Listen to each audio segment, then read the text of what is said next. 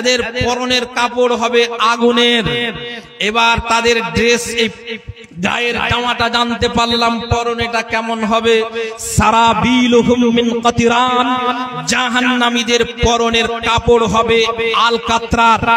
আলকাতরা কেন বললেন?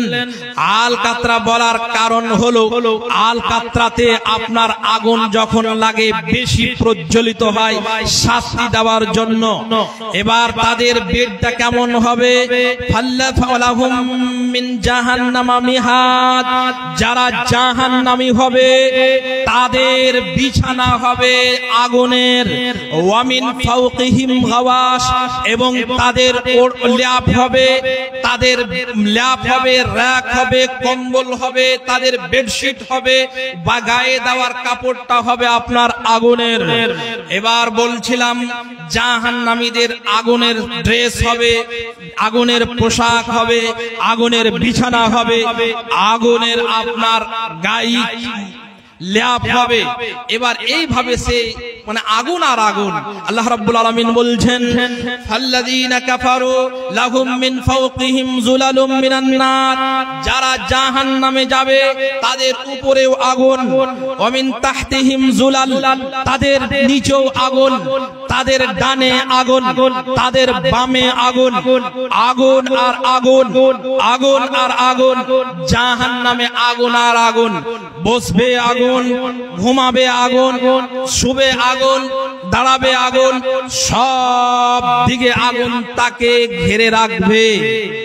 আহাতা বিহিম সুরাদিকুহা, আগুন দিয়ে তাকে পরিবেষ্টন করে রেখেছেন। শুনুন, এবার বলছিলাম আপনাকে, যারা জাহান্নাম থেকে বাঁচতে চায়, জাহান্নামের খাবার একটা খাবার আছে, ওই খাবার দিয়ে যখন খাবে, এই জাক্কুমের গাছটা জারি নামক একটা খাবার, এটাতে মানুষের পেটও পূর্ণ হবে না, তাদের মানে শান্তিও আসবে না, এভাবে শাস্তি দিতেই থাকবে, শাস্তি দিতেই থাকবে। এবার আপনি বলবেন যে জাহান্নাম সম্পর্কে এত ভয়ানক আলোচনা করলেন, এখন আমাদের পথ বলে দেন। জাহান্নামকে নিভাবার জন্য সারা পৃথিবীর সমুদ্রগুলো যদি ড্রেন করে জাহান্নামে নিয়ে যাওয়া হয়, জাহান্নামের আগুন মিটবে না। সারা পৃথিবীর নদীগুলোকে যদি জাহান্নামে লাগিয়ে দেওয়া হয়, জাহান্নামের আগুন মিটবে না।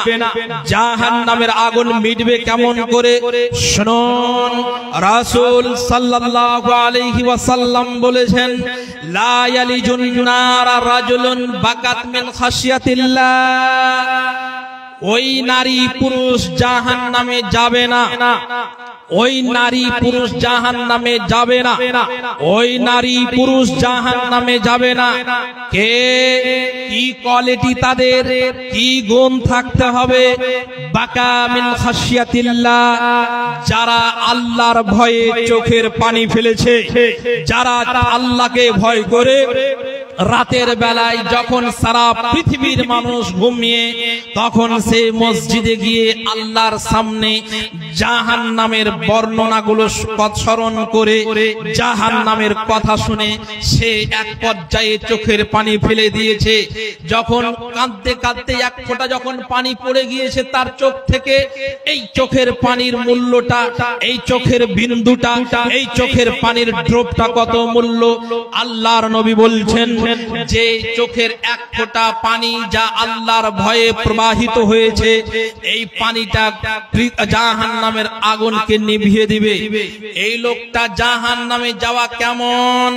হাত্তা ইয়াউদাল লাবানু ফিদ দার'i, পৃথিবীর মানুষ কথা খুব মনোযোগ সহকারে মনে রাখুন। যারা আল্লাহর ভয়ে যে নারী পুরুষ কেঁদেছে, এ দ্বারা জাহান্নামে যাওয়া তেমনই অসম্ভব যেমন একটা গাভীকে তার ওলান থেকে দুধ বের করে বালতি থেকে আবার ওই দুধগুলোকে বাটে প্রবেশ করানো অসম্ভব, ঠিক তেমনই জাহান্নামীকে ভয় করে যারা কেঁদেছে, এরাও জাহান্নামে যাওয়া অসম্ভব।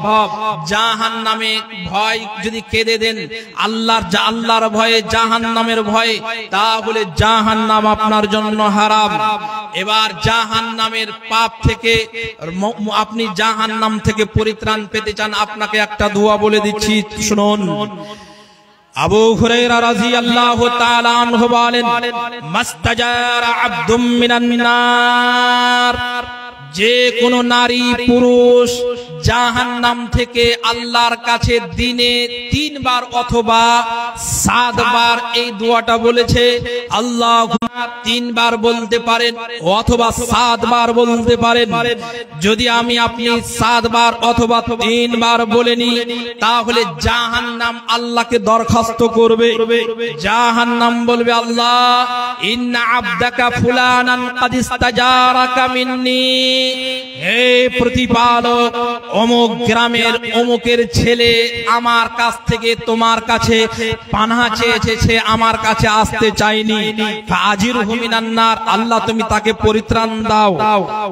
এইভাবে আপনার হয়ে জাহান্নাম কথা বলবে। যদি এই দোয়াটা বলেন, আল্লাহুম্মা আজিরনি মিনান নার, বা যে কোনো মাধ্যম, যে কোনো শব্দ দিয়ে বলতে পারেন, আল্লাহ তুমি আমাকে ক্ষমা করো, জাহান্নাম থেকে বাঁচাও, আল্লাহুম্মা আজিরনি মিনান নার।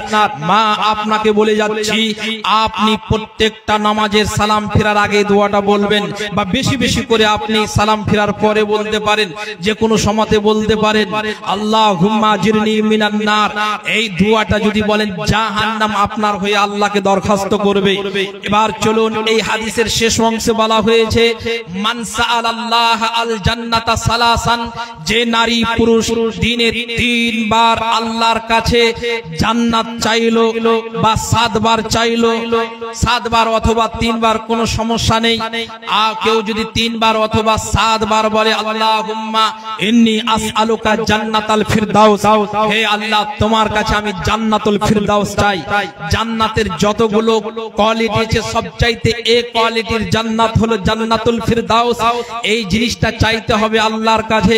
যদি আমি আপনি আল্লাহুম্মা ইন্নী আসআলুকা জান্নাতাল ফিরদাউস বলি, তাহলে জান্নাত আপনার আমার হয়ে আল্লাহকে বলবে, আল্লাহ এই লোকটা আমার কাছে আসতে চেয়েছে, তুমি তাকে আমার মেহমান বানাও। এটা দোয়া বলবেন। এবার জাহান্নাম থেকে বাঁচার উপায় আর একটা, সেটা হলো এই দান। ইবাদতের জগতে ক্ষমতাশীল, প্রভাবশীল, আপনার ক্ষমতাবান, ক্ষমতাধর ইবাদত হচ্ছে দান। ভিন্ন ধরনের ইবাদত। আপনার আমি পায়ে হাত দিয়ে বলি, কেউ এখন উঠবেন না, অন্তত আপনি আমার মুখ থেকে হাদিসটা শুনুন। আমি তো কালেকশন করব না, আপনাকে আমি সহিহ হাদিস বলছি, শুনুন। ইবাদতের জগতে সবচাইতে দামি এবং সবচাইতে ক্ষমতাশীল, পাওয়ারফুল ইবাদত হচ্ছে আপনার দান। রাসূল সাল্লাল্লাহু আলাইহি ওয়াসাল্লাম বলছেন, ইন্নাস সাদাকাতা লাতুদফিউ আন আহলিহা হাররাল কুবুর। আপনার বাবা মারা গিয়েছে, কবরে শুয়ে আছে, আপনি নামাজ পড়ে তাকে ঠেকাতে পারবেন না। আপনি কি করবেন? দান এমন ক্ষমতাশীল ইবাদত, আপনি যদি সঙ্গে সঙ্গে দান, আপনি টাকা দেন, দান আল্লাহর রাস্তায় দান করেন আপনার বাবার নামে, রাসূল বলছেন, ইন্নাস সাদাকাতা লাতুদফিউ আন আহলিহা হাররাল কুবুর, নিশ্চয় দান ওই কবরবাসীর তাপমাত্রাকে, আগুনকে নিভিয়ে দেয়। আপনাকে বলছিলাম, ক্ষমতার ইবাদতের জগতে যত ক্ষমতাশীল ইবাদত দান, অন্য ইবাদত এত পাওয়ারফুল ইবাদত নাই। শুনুন, আপনাকে বলছিলাম, সাদাকাতুস সিররি তুদফিউ গাযাবার রাব্বি, আপনার পাপ হয়েছে, আল্লাহ আপনার উপরে রাগ হয়েছে, আপনি কিছু টাকা দান করে দেন, দিয়ে দান করে দেন। এই দান করাতে আল্লাহ রাব্বুল আলামিনের রাগকে, গোসাকে মিটিয়ে দিবে। আপনাকে বলছিলাম যে আপনার বাবার উপকার করতে পারেন আপনি। একটা পর্যায়ে একজন সাহাবী আল্লাহর নবীর কাছে এসে বলছেন, ইয়া রাসূলুল্লাহ, আমার বাবা ওবা অন্য জায়গাতে আছে, আমার মা, ইন্না উম্মি উফতুতিলাত নাফসাহা, আমার মা হঠাৎ করে মারা গেল, আমি বাইরে ছিলাম, আমি মনে করি আযুন্নু আন্নাহা লাউ তাকাল্লামাত তাসাদ্দাকাত, যদি আমার মা কথা বলতে পারত তাহলে দান করত। এখন আমার মা কবরে শুয়ে আছে, আমি আমার মায়ের কি করে উপকার করতে পারি? আফায়ানফাউ ইন তাসাদ্দাকতু আনহা, যদি আমি তার পক্ষ থেকে দান করি তাহলে তার উপকারে হবে? জি, আল্লাহর নবী বলছেন, জি হ্যাঁ, অবশ্যই হবে। শুনুন সম্মানিত উপস্থিতি, আপনার বাবার মায়ের উপকার করতে পারেন দানের মাধ্যমে, আরো ভালো ইবাদতের মাধ্যমে আপনি উপকার করতে পারেন। বলছিলাম দান, আপনাকে আমি এই জাহান্নাম থেকে বাঁচার একটা উপায় বলছিলাম, দান। তো আমার সময় কি শেষের দিকে? তো মাননীয় সব আসছে না যে,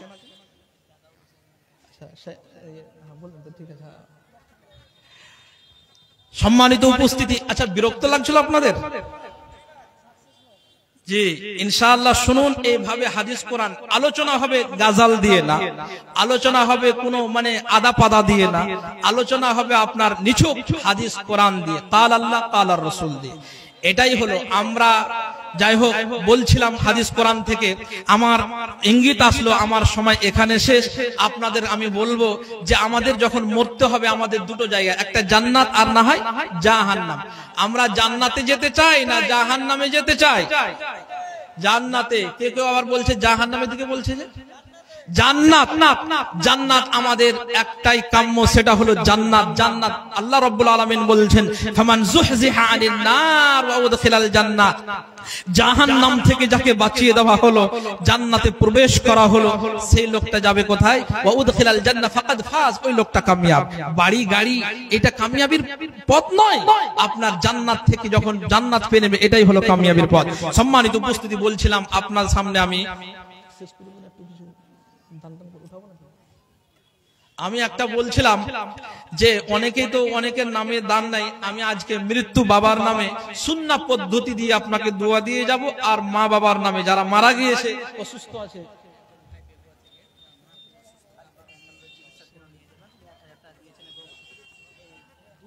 আচ্ছা ভাইরা আপনারা ভালো কাজ করছেন, কিন্তু একটু এটাকে অন্যদেরকে দেখার সুযোগ করে দেন। আপনাদের চাইতে ওনারা একটু করেন, নিচু করুন বা সাইডে করুন বা বসে যান, এটা লাগিয়ে দেন, বসে যান। একজন 1000 টাকা দান করেছেন, ভীষণ অসুস্থ, আগামী কালকে বেঙ্গালুরু যাবেন। যাই হোক, আমরা তার দ্রুত আরোগ্যের জন্য কামনা করি, আমরা তার দ্রুত শিফার জন্য আল্লাহর কাছে দোয়া করি। আল্লাহ রাব্বুল আলামিন তুমি তাকে দ্রুত আরোগ্য দান করো, আল্লাহুম্মা আমিন। নাসআলুল্লাহাল আযীম রাব্বাল আরশিল আযীম আন ইয়াশফিয়াহু শিফাআন আজিলান কামিলান আযহিবিল বাস রাব্বান নাস ওয়াশফি আনতাশ শাফি লা শিফাআ ইল্লা শিফাউকা শিফাআন লা ইউগাদিরু সাকামা। আল্লাহ তুমি তার দানের বিনিময়ে তুমি তার এই অসুখকে ভালো করো। তোমার নবী তো বলেছে দাউ মারদাকুম বিসসাদাকা, আপনাদের অসুখ যদি হয়ে যায় বেঙ্গালুরু যাওয়ার আগে আপনি আগে সাদকা বের করে দেন, সাদকার মাধ্যমে চিকিৎসা করুন। দাউ মারদাকুম, তোমরা চিকিৎসা করো তোমাদের অসুস্থদের বিসসাদাকাতে, সাদকার মাধ্যমে।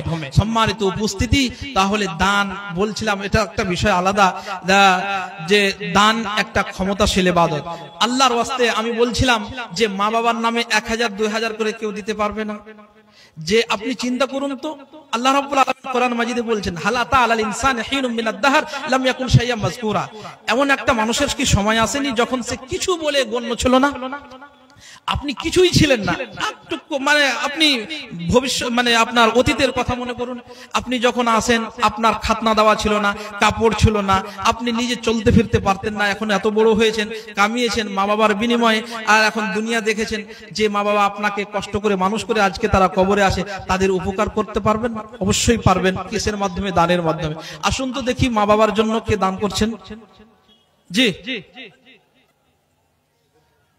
আল্লাহর ওয়াস্তে 500 দিবেন তো 500 দেন, যে যত দিবেন কোনো জবরদস্তি নেই।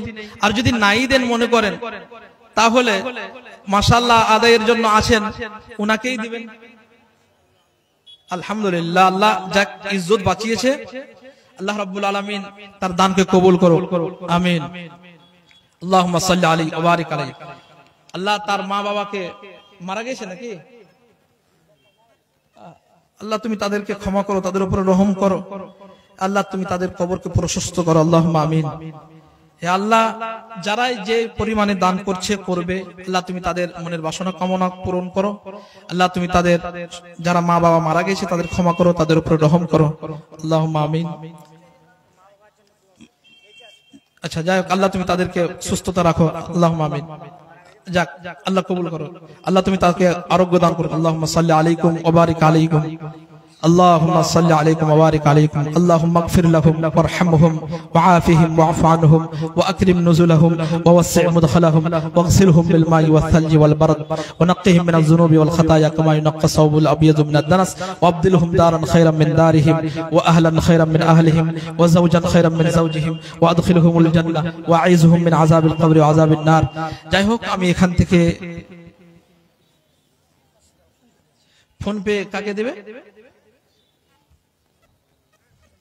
ফোন পে ইসমাইল সাহেবের নাম্বার দিলেন যাক আরেকজন দিয়েছে মাশাআল্লাহ 500 টাকা আল্লাহ তুমি তার দানকে কবুল করে নিয়ে তার মা বাবার কবরের আযাবকে হালকা করো আল্লাহুম্মা আমিন কবরের আযাবকে বন্ধ করো তাদের কবরটাকে মুনাওয়ার করো আমিন আর কেউ দিলে তাড়াতাড়ি আসুন সময় নষ্ট করব না মূল্যবান সময় আচ্ছা শেষ করে দিন নাকি শেখ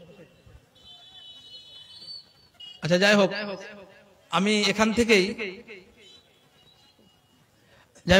আমি শেষ করছি আপনারা সকলেই আল্লাহ রাব্বুল আলামিন আপনাদেরকে ভালো রাখুক সুখে রাখুক শান্তিতে রাখুক 5 ওয়াক্ত নামাজ পড়বেন এবং হালাল খাবেন ইনশাআল্লাহ জান্নাত পাবেন আল্লাহ রাব্বুল আলামিন আমাদের সকলকে জাহান্নাম থেকে বাঁচান জান্নাতের মেহমান বানান আল্লাহুম্মা আমিন আচ্ছা যাই হোক সকালে দিবেন একজন আমার বাবাজি মা বাবার নামে দিচ্ছেন নিজের আল্লাহ যে যে উদ্দেশ্যে দিচ্ছে আল্লাহ তার উদ্দেশ্য পূরণ করুন আল্লাহুম্মা আমিন এটা কি এখন এটা সকালে দিবেন আর 400 টাকা আচ্ছা যাক আল্লাহুম্মা সাল্লি এটা এখানকার লিখলেন যাই হোক আকুলু কওলি হাদা জি ইনশাআল্লাহ ঠিক আছে আকুলু কওলি হাদা আস্তাগফিরুল্লাহ লি ওয়া লাকুম ওয়া লিসাইরিল মুমিনিন আসসালামু আলাইকুম ওয়া রাহমাতুল্লাহি ওয়া বারাকাতুহু ওয়ালাইকুম আসসালাম ওয়া রাহমাতুল্লাহি ওয়া বারাকাতুহু শুকরান জাযাহুল্লাহ খাইরা ওয়া আহসানাল জাযা ভাই মাজাহির আলম অত্যন্ত তথ্যবহুল মূল্যবান আলোচনা করলেন জাহান্নামের ভয়াবহতা জাহান্নামীদের বর্ণনা করলেন আমি একটা কথাই মর্মে বলে যাই যে জাহান্নামীদের যে বর্ণনা শুনলেন যে জাহান্নামীদের দাঁত এইরকম হবে জাহান্নামীদের চামড়া এত মোটা এবং পুরু হবে যা কিছু আলোচনা শুনলেন এর মধ্যে কিঞ্চিত পরিমাণে কেউ যদি মনে করেন এইগুলো মিথ্যা বা এইগুলো হয়তো ভয় দেখানোর জন্য না আপনার ঈমান নষ্ট হয়ে যাবে এতে একেবারে সহিহ হাদিস দ্বারা প্রমাণিত এখানে সন্দেহ কিঞ্চিত পরিমাণে সন্দেহের কোনো অবকাশ নেই সন্দেহ করলে আপনার জীবন ধ্বংস অতএব জাহান্নামীদের যে বর্ণনা আমরা সহিহ হাদিসের আলোকে আমরা শুনলাম এটা একেবারে 100তে 100% এতে কোনো মানে সন্দেহের কোনো জায়গা নেই আল্লাহ তাআলা আমাদের সকলকে এই জাহান্নামের আলোচনা শুনে জাহান্নাম থেকে বাঁচার এবং জান্নাতের জন্য আমল করা আল্লাহ তাআলা তৌফিক দান করেন আল্লাহুম্মা আমিন এখন আজকে এই মহতি সভার অতিথি যিনাকে আপনারা আমন্ত্রণ করেছেন দাদা আলহাজ শাহাবুদ্দিন হাফিজাহুল্লাহ উনি প্রায় শত ব্যস্ততার মাঝেও প্রত্যেক জালসায় উনি যান দেশবাসীর উদ্দেশ্যে জনগণের উদ্দেশ্যে নিজের হৃদয় নিংড়ানো ভালোবাসা কিছু উপদেশমূলক বাণী উনি শোনান এতে আমি ওনার জন্য আল্লাহর কাছে দোয়া করছি আরো যেন বেশি বেশি উনি সমাজের খিদমত করতে পারেন আল্লাহ ওনাকে সুস্থতা দান করেন ওনাকে আরো দীর্ঘজীবী করেন ওনার এই ছায়া আমাদের মাথার উপরে দীর্ঘদিন থাকুক এই আশা এই কামনা করে আজকে এই সভায় ওনাকে মূল্যবান কিছু কথা বলার জন্য ওনাকে আমি মাইকে আহ্বান করছি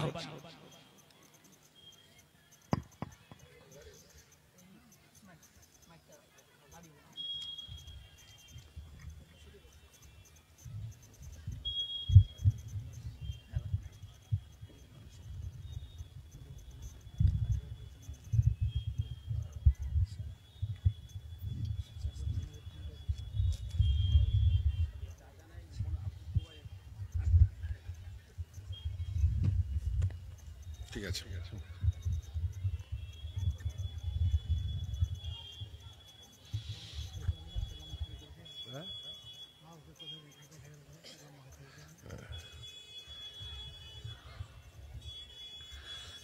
ঠিক আছে শ্রদ্ধেয় সভাপতি মাওলানা গিয়াসউদ্দিন সাহেব বাবু আমার তোয়াব আলী আর আপনারা সামনে যারা আছেন, আমার পিছন দিকে স্টেজের উপরে বসে আছেন আলেমে দ্বীন,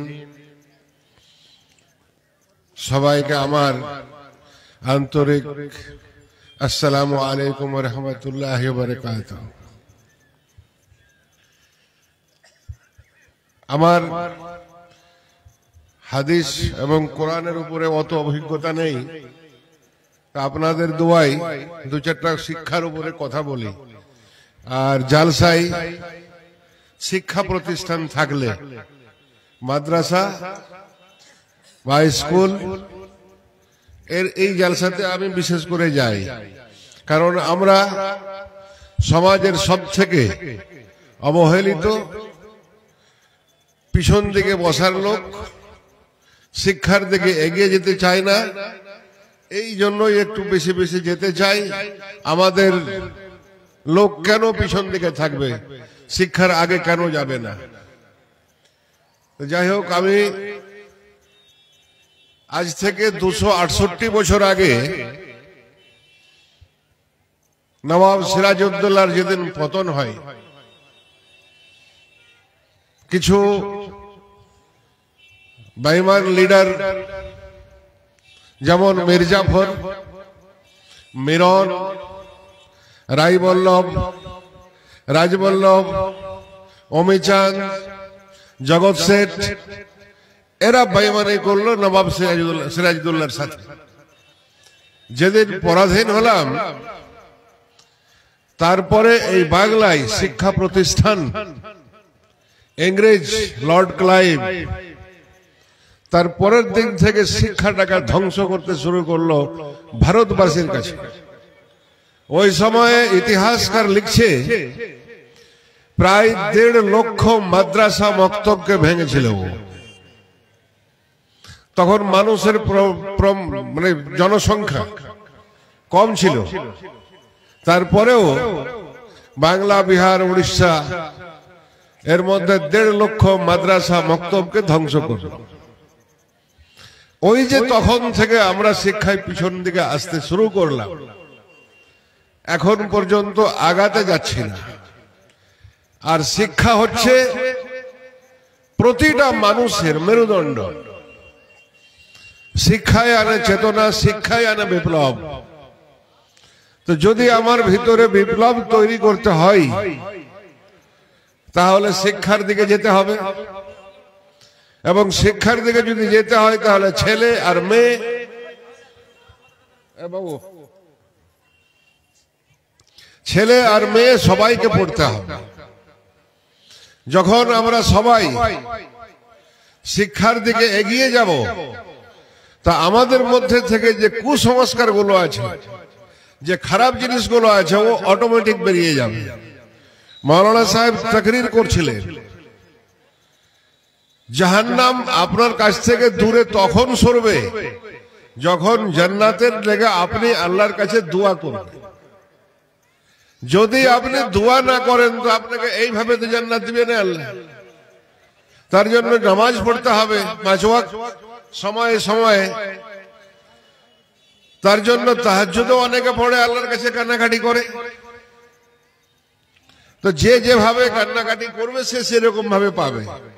তা আমরা সমাজকে যদি এগিয়ে নিয়ে যাই, তাহলে শিক্ষার দিকে যে যেমন ভাবে এগিয়ে যাবেন, শিক্ষার দিকে সে সেভাবে প্রোগ্রেস করবে। আমাদের দেশে আমরা শুধু সংখ্যালঘু নয়, সংখ্যালঘু আরো কয়েকটা প্রকার আছে। প্রথম সংখ্যালঘু হচ্ছে আমরা মুসলমান। আমাদের কত সংখ্যায় আছি আমরা, আমাদের ভারতবর্ষের কেউ বলতেই পারে না। প্রধানমন্ত্রী বলতে পারছে না, রাষ্ট্রপতি বলতে পারছে না, গৃহমন্ত্রী বলতে পারছে যে মুসলমান কত আছে। তা আমরা আইডিয়া ধরি 25-30 কোটি হব। আমরা 25-30 কোটি, এটা মাইনরিটি। 3 কোটি 4 কোটি আছে, ওরাও মাইনরিটি, যেটা শিখ সম্প্রদায়। 50 লক্ষ আছে, যেটা গোটা বিশ্বে, সেটা হলো পার্সি। এই যে কিছুদিন আগে রতন টাটা মারা গেল না, এনে পার্সি। মারওয়াড়ি ভাইরা 2.5-3 কোটি আছে, ওরাও মাইনরিটি, সংখ্যালঘু। তাহলে আমরা মার কেন খাচ্ছি? 30 কোটি থাকার পরে 4 কোটি বাদশাহিত করছে, 3 কোটি আমাদের সমাজের ভারতবর্ষের ক্রিম জায়গাতে বসে আছে। কারণটা কি? কারণ ওরা শিক্ষাটাকে ধরে নিয়েছে পুরাপুরি, আর আমরা শিক্ষা থেকে দূরে চলে গেছি। তার জন্য আমাদের কপালে মার, আর ওদের কপালে সবকিছু ভালোগুলো দিয়ে দিয়েছে আল্লাহ। আমরাও যেদিন শিক্ষার দিকে সম্পূর্ণভাবে এগিয়ে যাব, ওরা সবাই, আমরা ইনশাআল্লাহ এগিয়ে যাব। কিন্তু তার জন্য এখন যদি বর্তমান যে অবস্থাটাই আমরা আছি বাংলায়, আজকে একটা পেপারে দেখলাম শিক্ষার কি হাল খারাপ আছে, সম্পূর্ণ নির্ভয়ে বলতেও পারি না। কারণ আমাদেরই লোক আমাদের পিছনে লেগে আছে। সম্পূর্ণ 921টা সেন্টার বন্ধ হলো এইবার মাধ্যমিক পরীক্ষাতে, 921 সেন্টার কমে গেল। তো আমাদের পশ্চিম বাংলায় জনসংখ্যা বাড়ছে, সেন্টার কেন কমবে? এটা প্রশ্ন। কিন্তু আমাদের পশ্চিম বাংলায়, আমি আপনাকে প্রমাণ ডকুমেন্টস দিয়ে বলছি, প্রত্যেকটা অঞ্চলে একটা করে মদের দোকান হবে। আপনারাও শুনে রাখেন, মদের দোকান হবে। বিরোধ কে করবে? সরকার এটা নির্ণয় নিয়েছে, প্রতি অঞ্চলে একটা করে মদের দোকান হবে। তার প্রমাণ আমরা বিকোড়ে একটা পেয়ে গেছি, 2টা পেয়ে গেছি। তাহলে শিক্ষাটাকে কমিয়ে দেওয়া হচ্ছে। 8207 খানা স্কুল উঠে গেছে, উত্তর দিনাজপুরে 72 খানা উঠেছে। উত্তর দিনাজপুরে 72 খানা স্কুল বন্ধ হয়েছে, 39টা বন্ধ হয়েছে প্রাইমারি স্কুল। আপার প্রাইমারি মানে জুনিয়র হাই স্কুল যেগুলো, সেটা বন্ধ হয়েছে 33টা। তাহলে এর জন্য লড়াই করবে কে? তার জন্য ওই আমাদের যেন ছেলেরা স্কুল থেকে পিছনে না চলে যায়, তার জন্য এই মাদ্রাসার দরকার। এই মাদ্রাসা যদি না থাকে, এই মাদ্রাসাকে আপনারা বারাসার আলামিন মাদ্রাসাকে যদি না চালান, আপনার সন্তান আমার সন্তান অন্ধকারের দিকে যাবে, বাংলা ছাপ হয়ে থেকে যাবে। তার জন্য সরকার আমাদের দিবে না। আমি এই জন্য বলছি যে এই মাদ্রাসার খুব দরকার আছে। আমি ভুলকি থেকে এসে আপনার মাদ্রাসা চালাবো না, এই মাদ্রাসা বারহাসওয়ালাকেই চালাতে হবে। আমি আপনাদের কাছে শিক্ষাটা যেন আমাদের কাছ থেকে দূরে না চলে যায়। আর এখানে আমি দেখি 2টা লাভ আছে।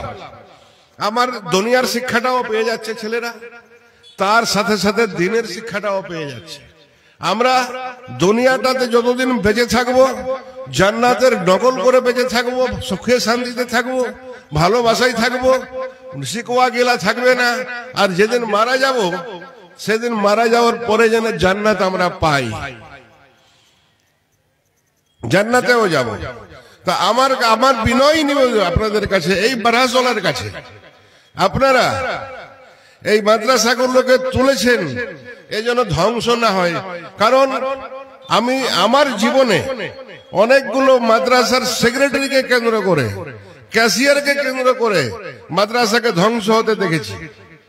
তাই ওই দিকগুলো দেখে আপনাদের কাছে অনুরোধ করছি, কোন লোক, একটা মানুষের সব দিক ভালো হয় না। যদি সেক্রেটারি সাহেবের কোনো ভুল থাকে, ঘরে বসে আলোচনার মাধ্যমে সমাধান করেন। ক্যাশিয়ারের যদি কোনো ভুল থাকে, ঘরে বসে আলোচনার মাধ্যমে সমাধান করেন। কিন্তু এই মাদ্রাসাগুলো যেন উঠে না যায়, এই আবেদন রেখে আমি আপনাদের কাছ থেকে বিদায় নিচ্ছি। আসসালামু আলাইকুম ওয়া রাহমাতুল্লাহি ওয়া বারাকাতুহু। বলার মধ্যে যদি কেউ ভুল পেয়ে থাকেন আমাকে ক্ষমা করবেন। শুকরান, জাযাকুল্লাহ খায়রা ওয়া আহসানাল জাযা। অত্যন্ত মূল্যবান উপদেশ বাণী বলা যায়, পরামর্শ বলা যায়। উনি অনেক কথাই বললেন। আমাদের প্রয়োজন রয়েছে এগুলোকে ফলো করা, এগুলোকে মেনে চলা। এখন আমাদের আজকের এই মহতী সভার যিনি অন্যতম বক্তা শেখ আব্দুল কাইয়ুম হাফিজাহুল্লাহ, উনি ইতিমধ্যে স্টেজে উপস্থিত হয়েছিলেন, এক্ষুনি আপনাদের সামনে আসবেন এবং উনি হাদিস ও কোরআনের আলোকে মূল্যবান আলোচনা করবেন। আসুন শেখ, আপনার আলোচনা আপনি পরিবেশন করবেন।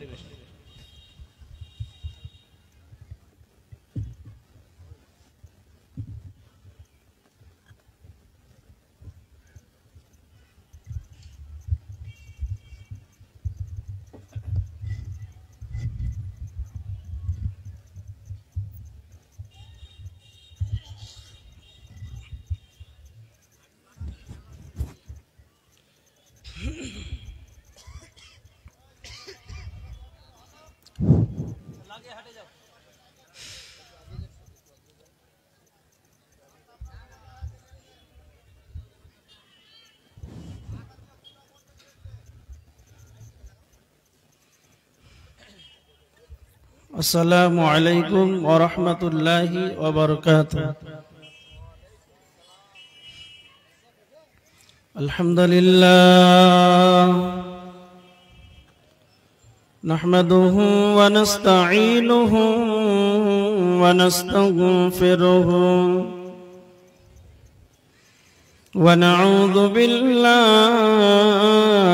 মিন শুরুরি أنفسنا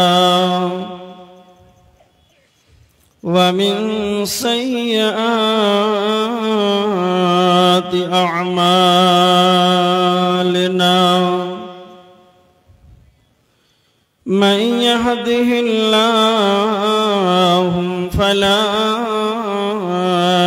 مضل له ومن يضلله فلا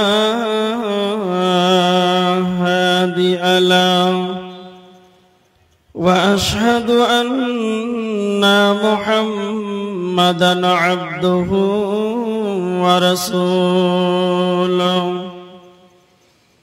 الذي أرسله بالحق بشيرا ونذيرا وداعيا إلى الله بإذنه وسراجا منيرا فإن خير الحديث كتاب الله وخير الهدي هدي مولانا محمد صلى الله عليه وسلم وشر الأمور محدثاتها وكل محدثة بدعة وكل بدعة ضلالة وكل ضلالة في النار أما بعد فأعوذ بالله من الشيطان الرجيم بسم الله الرحمن الرحيم إنما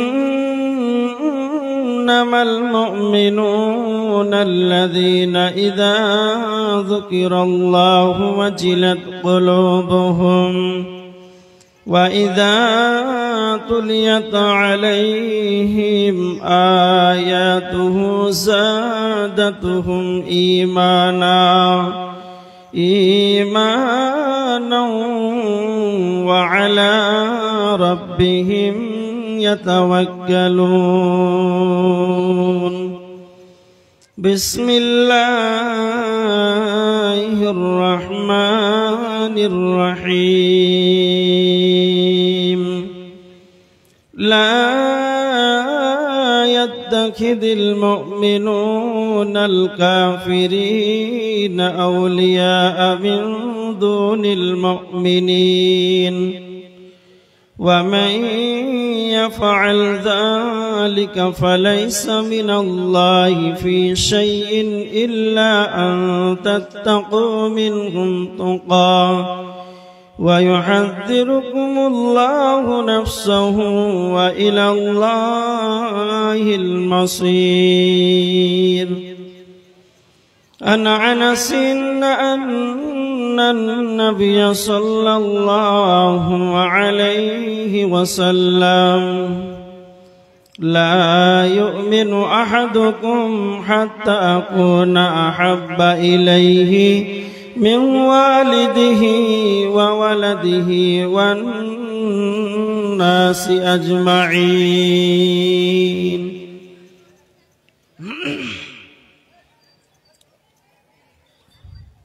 সম্মানীয় শ্রদ্ধেয়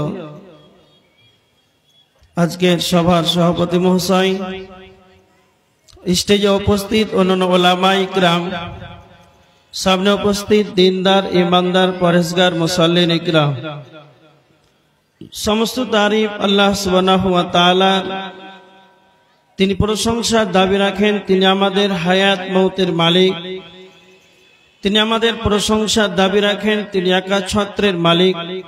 তার প্রশংসা করে আমরা শেষ করতে পারবো না, তাই সংক্ষিপ্ত প্রশংসা সবাই জোরে একবার আল্লাহর শুকরিয়া আদায় করি, বলি আলহামদুলিল্লাহ। সবাই একবার জোরে বলেন আলহামদুলিল্লাহ। তারপরে পরে আমাদের ধর্মের গুরু, কর্মের নেতা, নিষ্পাপ নিষ্কলঙ্ক মহাপুরুষ, মহা নির্ভেজাল বৈজ্ঞানিক, 570 খ্রিস্টাব্দে মা আমিনার গর্ভে মক্কা নগরী মা আমিনা লাল নবী মাক্কি, নবী মাদানী, নবী মুহাম্মদুর রাসূলুল্লাহ, সবাই বলেন সাল্লাল্লাহু আলাইহি ওয়াসাল্লামের প্রতি শতকোটি শান্তির ধারা বিবর্ষিত হোক। আল্লাহুম্মা সাল্লি আলাইহি আল্লাহুম্মা বারিক আলাইহি। আজকে আপনাদের সম্মুখে ঈমানদার কি করে আপনারা চিনতে পারবেন এই সম্পর্কে আলোচনা করব। বর্তমানে বেশ লম্বা লম্বা দাড়ি, বড় জুব্বা আলখাল্লা পড়ে আছে। এই বেশধারী পোশাক আলখাল্লা দেখে ঈমানদার বলা যাবে? কেন যাবে না? বর্তমান সমাজে এখন মসজিদে, কিছুদিন আগে আমি জলসা করতে এসেছিলাম, 1 মাস হলো। কোথায় এসেছিলাম? এই রাসাখোয়ার ভিতরে দোমোহনা মসজিদে নামাজ পড়লাম, দোমোহনা মোড়ে। ওইখানে যাচ্ছি তো জুমার খুতবা হবে, তো মেশিন চুরি হয়ে গেছে। মানে এশার সালাত পড়ে গেছে, ঠিকই ছিল, ফজর পরও ছিল, আর সকালের ভিতরে নাই। আর কিছু কিছু জায়গাতে ঈমানদার বড় দাঁড়িয়ে আছে, জুব্বা পড়ে আছে, পাঞ্জাবি পড়ে আছে, মসজিদে গিয়ে বলছে আমাকে, আমি হচ্ছে মুসাফির, আমাকে থাকার ব্যবস্থা করে। বাস বেশ, ওর জন্য রান্না চলছে, মাংস ভাত, খাওয়া দাওয়া হলো, শুয়ার ব্যবস্থাও করলো। মুয়াজ্জিন শুয়ে তারপরে বাড়ি গিয়েছে, এসে মুয়াজ্জিন ফজরের আজান দিবে, তো ম্যাটারই নাই আর ম্যাসিংও নাই। দেখে সালাত আদায় করলো এসারেস। একটা হাদিস আল্লাহ রাসূল সাল্লাল্লাহু আলাইহি ওয়াসাল্লাম বলেছেন, তিরমিজি শরীফের হাদিস, 2207 নম্বর হাদিস। আল্লাহ রাসূল সাল্লাল্লাহু আলাইহি ওয়াসাল্লাম বলেছেন, ইসবিহুর রাজুলু মুমিনান ওয়া ইয়ামশি কাফিরান। এমন একটা যুগ আসবে, এমন একটা জামানা আসবে যে সকালে হবে ঈমানদার আর সন্ধ্যায় হয়ে যাবে বেঈমান। এই অবস্থা আল্লাহ রাসূল যা বলেছেন, এটা 50 বছর পর আসবে না? বর্তমান দেখতে পাচ্ছেন আপনারা? হ্যাঁ, দেখতে পাচ্ছেন কেমন? তার মানে এইগুলো আমরা স্বচক্ষে দেখছি অহরহ। তার মানে আল্লাহ রাসূলের কথা যে এমন একটা যুগ আসবে, সকালে ঈমানদার থাকবে, সন্ধ্যায় বেঈমান হয়ে যাবে, সন্ধ্যায় ঈমানদার থাকবে, সকালে বেঈমান হয়ে যাবে। দুনিয়ার কিছু স্বার্থে লোভে এরা ঈমানটাকে বিক্রি করে দেবে। তাই বর্তমানে এটা হচ্ছে। এবার দেখেন, পৃথিবীর বুকে যত দুধ আছে, এই দুধের রং কি বলেন আপনারা? সাদা, ঠিক আছে। পৃথিবীর যত দুধ আছে সব দুধের রং হচ্ছে সাদা। পৃথিবীতে যতগুলো সাদা বস্তু আছে সবই কি দুধ? না। তো পৃথিবীর বুকে যতগুলো মুসলমান আছে আল্লাহ রসুলের উম্মত সবাই ইমানদার? সবাই ইমানদার? সবাই আল্লাহ রসুলের উম্মত হতে পারে, মুসলমান হতে পারে, কিন্তু সবাই ইমানদার নয়। ইমানদার আপনি কি করে বুঝতে পারবেন? আল্লাহ রসুল সাল্লাল্লাহু আলাইহি ওয়াসাল্লাম বলেছেন, মুসনাদ আহমদের হাদিস, যে ইমানদার সেই যার দ্বারাতে মানুষ নিরাপদ থাকবে। 5 জন ট্রেনের বগিতে বসে, ট্রেনের সিটে বসে আছে, 4টা সিট, তো 4 জনই মুসলমান, আর মাঝখানে যে আছে ওর মোবাইল নাই আর ওই টাকার ব্যাগটাও নাই, হাওড়া পৌঁছায়নি তার আগে শেষ। এটা নিরাপদ হলো? নিরাপদ হলো না। তার মানে আপনি ইমানদার কি করে বুঝতে পারবেন? এবার দেখেন, আল্লাহ রাসূল সাল্লাল্লাহু আলাইহি ওয়াসাল্লাম বলেছেন, মুসলিম শরীফের হাদিস, 67 নম্বর হাদিস, আল মুসলিমু মান সালিমাল মুসলিমুনা মিন লিসানিহি ওয়া ইয়াদিহি, প্রকৃত পক্ষে সেই ব্যক্তি মুসলমান যার কথার দ্বারাতে, যার হাতের দ্বারাতে অন্য মুসলমান, অন্য মানুষ যেন কষ্ট না পায়।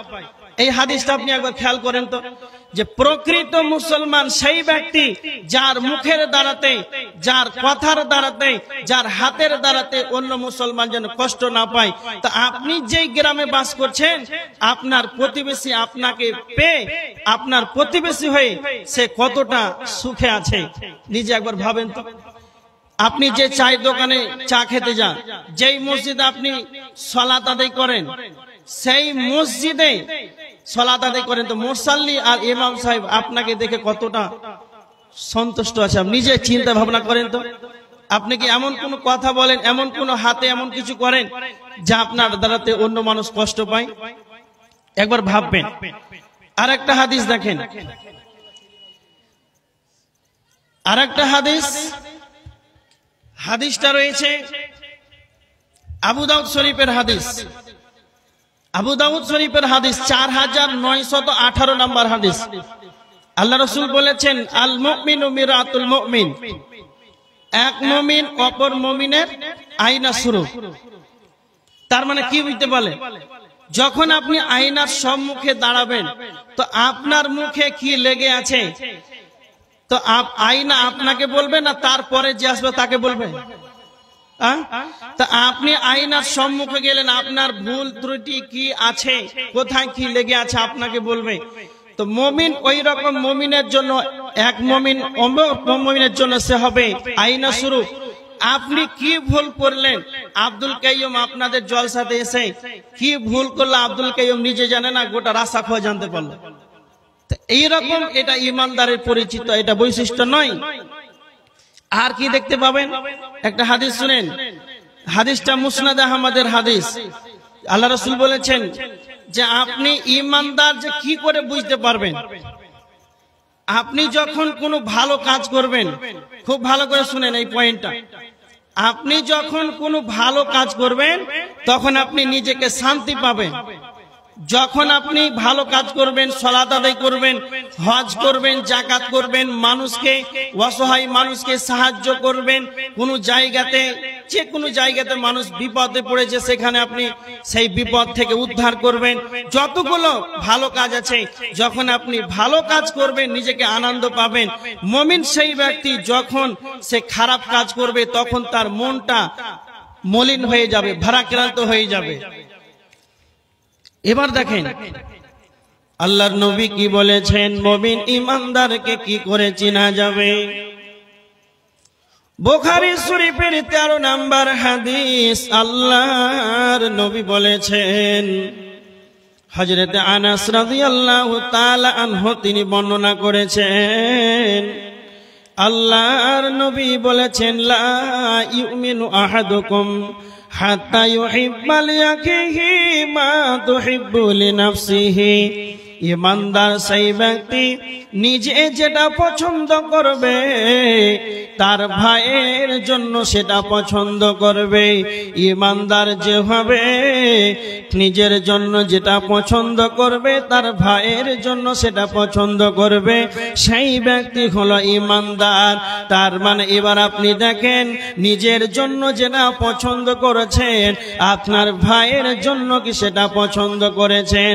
ইমানদার আপনি কি করে বুঝতে পারবেন ইমানদার আপনি হতে পেরেছেন কি পারে নাই? একটা হাদিস দেখেন, তিরমিজি শরীফের 2305 নম্বর হাদিস। হযরতে আবু হুরায়রা রাদিয়াল্লাহু তাআলা আনহুর হাতটাকে এভাবে নবীজি ধরলেন, আর ধরার পর হযরতে আবু হুরায়রাকে 5টি ওসিয়াত করেছিলেন, 5টি কথা বলেছিলেন। তার ভিতরে 4 নাম্বার হলো ওয়া আহসিন ইলা জারিকা তাকুন মুমিনান। আল্লাহর নবী হযরতে আবু হুরায়রাকে বলেছিলেন, আবু হুরায়রা তুমি তোমার প্রতিবেশীর সঙ্গে সৎ ব্যবহার করো, তুমি তোমার প্রতিবেশীর সঙ্গে সৎ আচরণ করো, তবেই তুমি প্রকৃত মুমিন হয়ে যাবে। তারপর নবীজি 5 নাম্বার বললেন ওয়া আহিব্বা লিন-নাসি মা তুহিব্বু লিনাফসিহি। হযরত আবু হুরায়রাকে 5 নাম্বার বললেন তুমি যেটা নিজের জন্য পছন্দ করবে, তুমি যেটা নিজের জন্য পছন্দ করবে তুমি অন্যদের জন্য সেটা পছন্দ করবে। এবার দেখেন বুখারীর হাদিস, তিরমিজির হাদিস, দুইটাকে অ্যাপ্রোচিং করে নেন। আল্লাহ নবী বলেছেন তুমি যেটা নিজে পছন্দ করো তুমি তোমার ভাইয়ের জন্য সেটা পছন্দ করো, তুমি তোমার প্রতিবেশীর সঙ্গে সৎ আচরণ করো। নাম্বার 5, তারপরে নবীজি হযরত আবু হুরায়রাকে বললেন, আবু হুরায়রা তুমি যেটা পছন্দ করবে অন্যদের জন্য সেটা তুমি পছন্দ করে নেবে। তার মানে এই হাদিসগুলো যদি নবীজির আমরা মেনে নিই আর যদি আমরা আমল করি তাহলে পৃথিবীর বুকে সব চাইতে কাছের আত্মীয় কে না তো ভাই।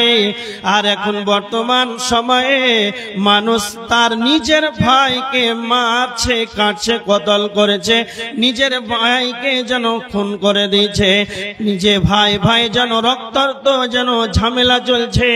এটা কেন?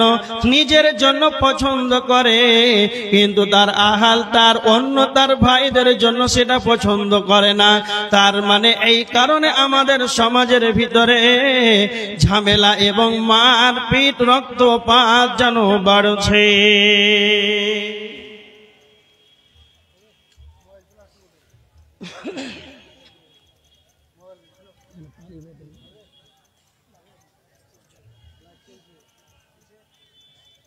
তার মানে বর্তমান সময়ে সব চাইতে ভাই মারপিট, ভাইকে ভাই মেরে ফেলে দিচ্ছে, এরা হচ্ছে সব চাইতে নিজের আত্মীয়। আর এটা হচ্ছে কেন? আজকে আমরা রাসূলের হাদিসকে ফলো করি না, মানি না, এই কারণে। এবার দেখেন, আর ইমানদারদের কি দেখলে বুঝতে পারবেন, ভালো করে শুনবেন। নিজের জন্য যেটা পছন্দ করবে তার ভাইয়ের জন্য, নিজের প্রতিবেশীর সঙ্গে সৎ আচরণ করবে। নাম্বার 3, নিজে যেটা পছন্দ করবে অন্যদের জন্য পছন্দ করবে। এবার দেখেন,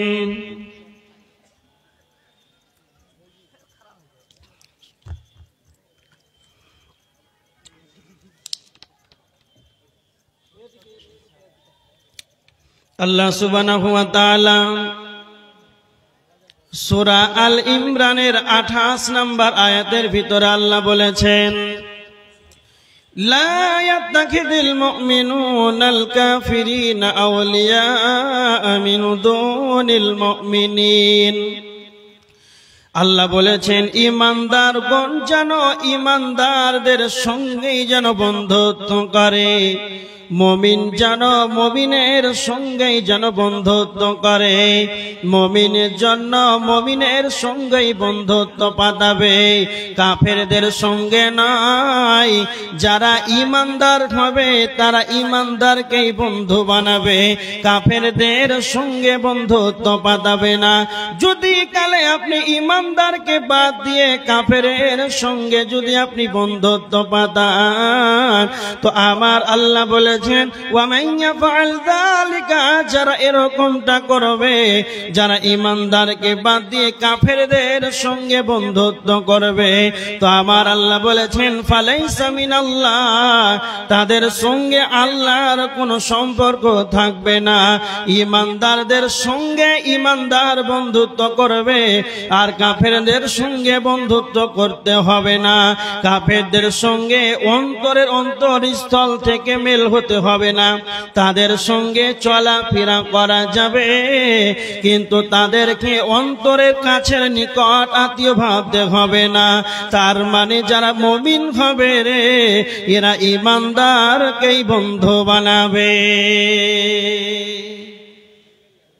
যারা ইমানদার হবে, যদি কালে আপনার ইমানদার বন্ধু হয়, এখানে খুব ডিস্টার্ব হচ্ছে কিন্তু,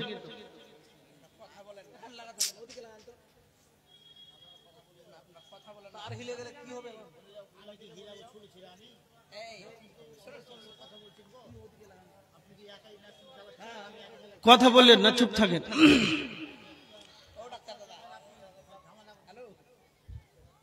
দেখেন, ইমানদার যেই ব্যক্তি হবে সেই ব্যক্তি ইমানদারকেই বন্ধু বানাবে।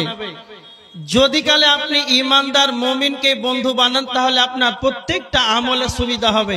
নচেত যাদের বেনামাজি বন্ধু, ওরা এশারের সালাত এখনো পড়েনি, জলসা শুনতে এসেছে, ভাত খেয়ে বাড়ি চলে যাবে।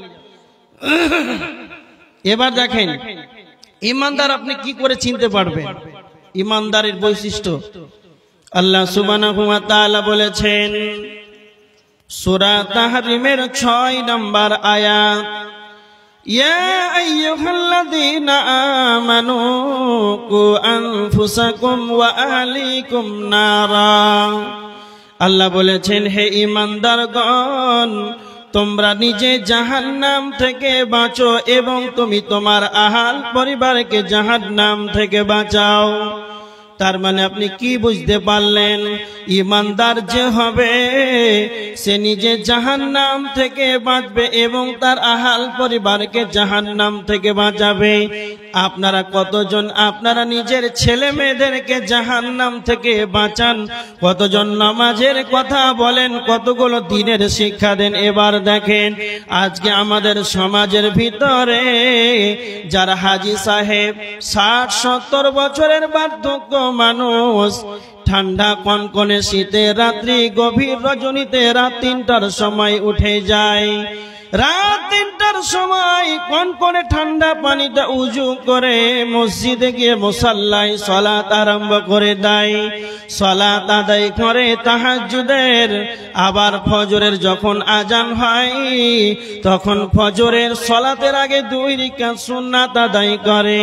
কেন কেন কেন? আল্লাহর নবী বলেছেন, রাকাতাল ফাজরি খায়রুম মিনাদ দুনিয়া ওয়া মা ফিহা। ফজরের 2 রাকাত সুন্নাতের কতটা মূল্য রয়েছে। ফজরের সালাতের আগে যেই ব্যক্তি 2 রাকাত সুন্নাত আদায় করবে, তো নবীজি বলেছেন আসমানের নিচে জমিনের উপরে দুনিয়ার বুকে যত কিছু যা আছে সবার চাইতে মূল্যবান হলো ফজরের আগে 2 রাকাত সুন্নাতের ততটা মূল্য রয়েছে। তার মানে একজন হাজী সাহেব নিজে জাহান্নাম থেকে বাঁচার জন্য তাহাজ্জুদের সালাত আদায় করলো। 2 নাম্বার সে ফজরের সুন্নাত আগেই পড়ে নিল, আবার ফজরের সালাতটাকে জামাতের সঙ্গে আদায় করে নিল। ফজরের সালাত আদায় করার পর যখন বাড়ি চলে যায়, তারপর তার হাজী সাহেব ওই বার্ধক্য মানুষ একবার মুখে উচ্চারণ করে বলে না, আব্দুল্লাহ, আব্দুল সাত্তার, আমিনা, ফাতিমা, জরিনা, সখিনা, তোমরা সালাত আদায় করো, ফজরের আজান হয়ে গিয়েছে। তোমরা সালাত আদায় করো। আমার সম্মুখে যতগুলো মানুষ বসে আছে, আপনার অন্তর থেকে, ব্রেন থেকে আপনি বলেন, আপনার ছেলে মেয়েদেরকে ফজরের সালাতের জন্য, আপনার ছেলে মেয়েদেরকে ফজরের সালাতের জন্য আপনি কয়দিন তাদেরকে উঠিয়ে সালাত আদায় করিয়েছেন? আপনি আপনার ছেলের জন্য, আপনি আপনার ছেলের জন্য মাথার ঘামকে পায়ে ফেলে রোজগার করে ছেলে মেয়েদেরকে খাবার খাওয়ান। কতটা আপনার মায়া, কতটা আপনার মহব্বত, কতটা আপনার বেদনা। আপনার ছেলে যদি না খায় তো আপনার কতটা দুঃখ হয়। আপনার ছেলে যদি না খেয়ে থাকে তাহলে আপনার মনে যেন কষ্ট হয়। তার মানে আপনি আপনার নিজের ছেলেটাকে কতটা ভালোবাসেন। আপনারা আমার দিকে চেয়ে থাকেন, আপনার নিজের ছেলেটাকে জাহান্নাম থেকে বাঁচার জন্য একবার বললেন না, তাহলে আপনি কতটা আপনার ছেলের উপরে আপনার মায়া মহব্বতটা রয়েছে।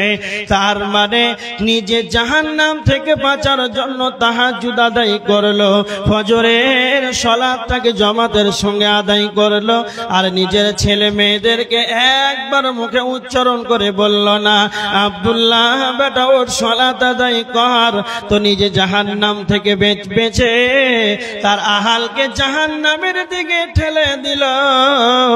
এটা কোনদিন ইমানদারদের আলামত হতে পারে না, এটা কোনদিন মুমিনের বৈশিষ্ট্য হতে পারে না। তার মানে যারা ইমানদার হবে নিজে জাহান্নাম থেকে বাঁচবে, আহাল পরিবারকে বাঁচাবে। কেন কেন কেন? আল্লাহর নবী বলেছেন, আলা কুল্লুকুম রাঈন ওয়া কুল্লুকুম মাসউলুন আন রাইয়াতিহি।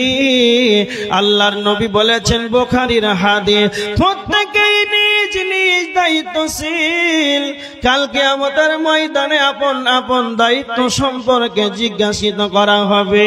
তারপরে আল্লাহর নবী বলেছেন, আর রাজুলু রাঈন ফি আহলিহি ওয়া হুয়া মাসউলুন আন রাইয়াতিহি।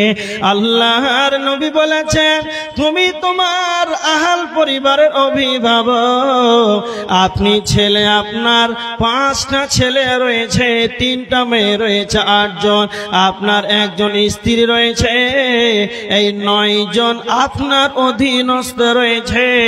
এই অধীনস্থদের সম্পর্কে কাল কিয়ামতের ময়দানে জবাব দিতে হবে। এই 8 জন সম্পর্কে, আপনার এই অধীনস্থদের সম্পর্কে কাল কিয়ামতের ময়দানে জবাব দিতে হবে আল্লাহর বিচারের কাঠগড়ায়। নিজে সালাত আদায় করলেন, রাত জেগে জেগে সালাত আদায় করলেন জাহান্নাম থেকে বাঁচার জন্য, আহাল পরিবারকে একবার মুখ খুলে বললেন না। এটা কোনদিন মুমিনের আলামত হতে পারে না, এটা কোনদিন মুমিনের আলামত হতে পারে না। আর কি সবচাইতে ভালো উত্তম মুমিনকে? এবার দেখেন একটা হাদিস বলছি, ইবনে মাজা শরীফের 4259 নম্বর হাদিস। আল্লাহর নবীর কাছে আনসারীদের এক ব্যক্তি এসে নবীজিকে প্রশ্ন করলেন, আল্লাহর নবী আপনি বলেন সবচাইতে উত্তম মুমিন কে? না তো নবীজি বললেন, আহসানুহুম খুলুকান, যার চরিত্র ভালো সেই হলো উত্তম মুমিন। তারপরে আনসারীদের ব্যক্তি দ্বিতীয়বার নবীজিকে প্রশ্ন করলেন, আল্লাহর নবী আপনি বলেন সবচাইতে চালাক ইমানদার কে? সবচাইতে বুদ্ধিমান মুমিন কে? আল্লাহর নবী তখন বললেন, আকসারুহুম লিল মাউত যিকরা, যেই ব্যক্তি বেশি বেশি করে মরণটাকে স্মরণ করে সেই ব্যক্তি হলো সবচাইতে চালাক। এবার আপনি দেখেন, সর্বদা 24টা ঘন্টা, 7 দিনে 1 সপ্তাহ, 30টা দিনে 1টা মাস, আপনার জীবনে আপনি কতবার মরণটাকে নিয়ে ভেবেছেন যে আমাকে একদিন কবরের মাটিতে চলে যেতে হবে? মরণকে আপনি একবার কয়বার নিজে স্মরণ করেছেন? আর আপনি দুনিয়া নিয়ে ব্যস্ত হয়ে আছেন, টাকা পয়সা নিয়ে যেন ব্যস্ত হয়ে আছেন। নিজে একবার চিন্তা ভাবনা করেন, আপনার নিজের পরিবার নিয়ে, জমি জায়গা নিয়ে, আহাল পরিবার নিয়ে কতবার টেনশন করেছেন, আর নিজে জাহান্নাম থেকে বাঁচার জন্য কয়বার চিন্তা ভাবনা করেছেন। মরণটাকে আপনি কয়বার টেনশন করেছেন যে আমাকে মরে যেতে হবে। তার মানে নবীজি বলছেন যেই মরণকে নিয়ে বেশি বেশি করে ভাববে সেই ব্যক্তি হলো সব চাইতে চালাক।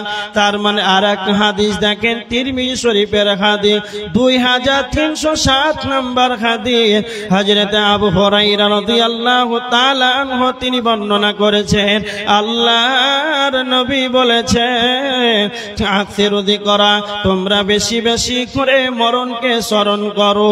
আকসিরু যিকরা ইয়ানিল মউত, তোমরা বেশি বেশি করে মরণকে স্মরণ করো।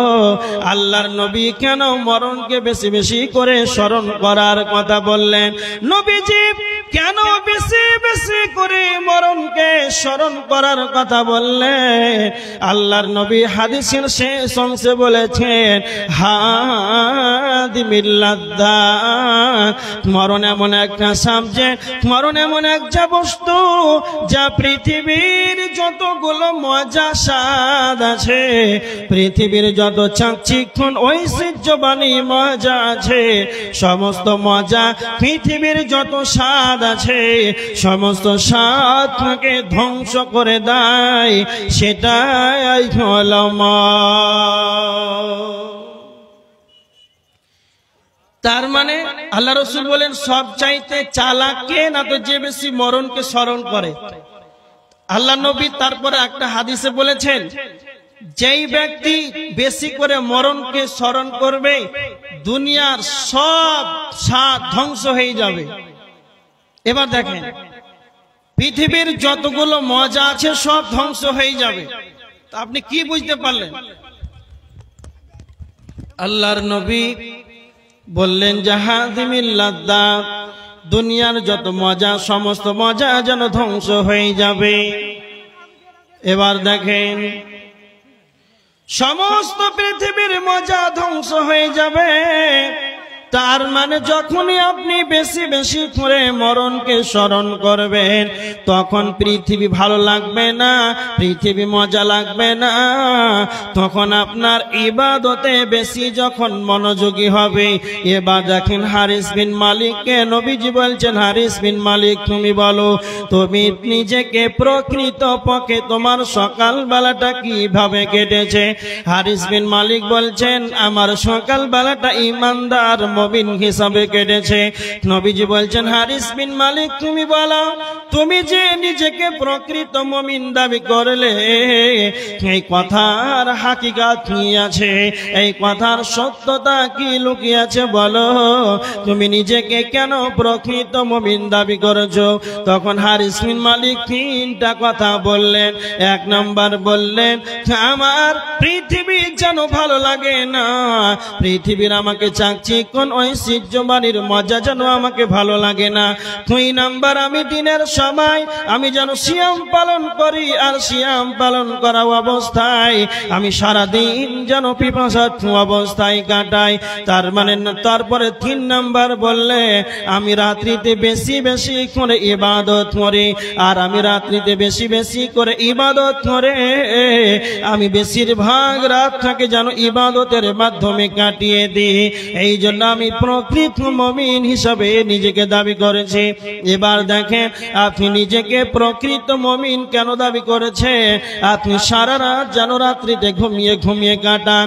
আর একটা হাদিস শুনেন, আল্লাহর নবী সাহাবীদেরকে বলছেন, ও আমার সাহাবীরা তোমরা শুনে রেখে দাও, এমন একটা জান্নাত আছে, এমন একটা জান্নাত আছে, সেই জান্নাতের ভিতর থেকে যেন বাহির দেখা যায়, বাহির থেকে যেন ভিতরে দেখা যায়, যার বাহির থেকে ভিতরে দেখা যায়, যার ভিতর থেকে যেন বাহির দেখা যায়।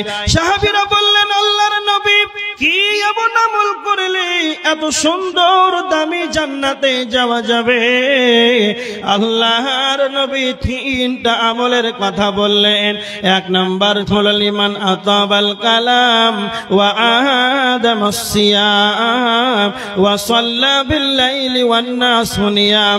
আল্লাহর নবী বললেন, সাহাবীরা তোমরা শুনে রেখে দাও, এই তিনটা আমল যার আছে সেই এই দামি এত সুন্দর জান্নাতের ভিতরে যাবে। এক নাম্বার হলো যার মুখের ভাষা ভালো, যার মুখের ভাষা নরম হবে, এক কথায় যার মুখের ভাষা ভালো হবে সেই ব্যক্তি এই জান্নাতের ভিতরে যাবে। দ্বিতীয় নাম্বার ওয়াদামাস সিয়াম, সেই ব্যক্তি বেশি বেশি করে সিয়াম পালন করবে।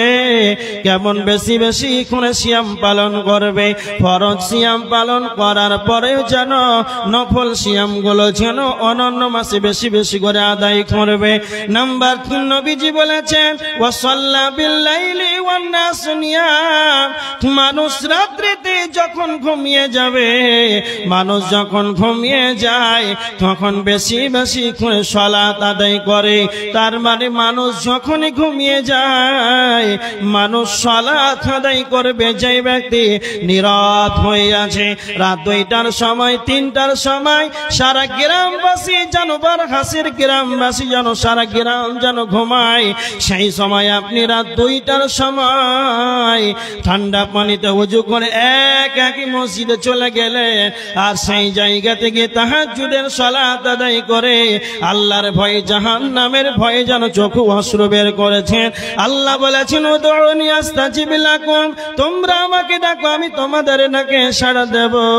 সেই সময় আল্লাহকে যেন ডাকবে, আল্লাহর কাছে ক্ষমা চাইবে। এবার দেখেন আল্লাহ সুবহানাহু ওয়া তাআলা বলেছেন সূরা জারিয়াতের 17-18 নম্বর আয়াত, আল্লাহ বলেছেন কানু কালিলাম মিনাল লাইলি মা ইয়াহজাউন ওয়া বিল আসহারি হুম ইস্তাগফিরুন। আল্লাহ সুবহানাহু ওয়া তাআলা মুমিনের এই সূরা জারিয়াতের ভিতরে 2টি গুণাগুণ বর্ণনা করেছে যে মুমিন যারা হবে এরা যেন সারা রাত যেন ঘুমাতে পারে না। ওয়া বিল আসহারি হুম ইস্তাগফিরুন, এরা শেষ রাত্রিতে উঠে যাবে, রাত্রের 3য় অংশে উঠে যাবে, শেষ রাত্রিতে যেন এরা আল্লাহর কাছেই যেন তওবা করবে। এরা শেষ রাত্রিতে উঠে যেন আল্লাহর কাছে ক্ষমা চাইবে। তার মানে যারা ঈমানদার হবে এরা যেন সারা রাত যেন ঘুমাতে পারে না, এরা শেষ রাত্রিতে উঠে যাবে, সালাত আদায় করবে, কোরআন তেলাওয়াত করবে আর আল্লাহর কাছে ক্ষমা চাইবে। তার মানে যে প্রকৃত পক্ষে ঈমানদার হবে সেই ব্যক্তি বেশি করে মরণকে স্মরণ করবে, আর স্মরণ করার পর দুনিয়া যেন তাকে ভালো লাগবে না। আর যখনই তার কাছে দুনিয়া নগণ্য হয়ে যাবে তখনই সে মসজিদে ঢুকে যাবে আর আল্লাহর ইবাদতে যেন মনোযোগে দেবে। সেই জন্য সব চাইতে চালাক ঈমানদারকে না তো নবীজি বলেছেন আকসারুহুম লিল মাউতি যিকরা।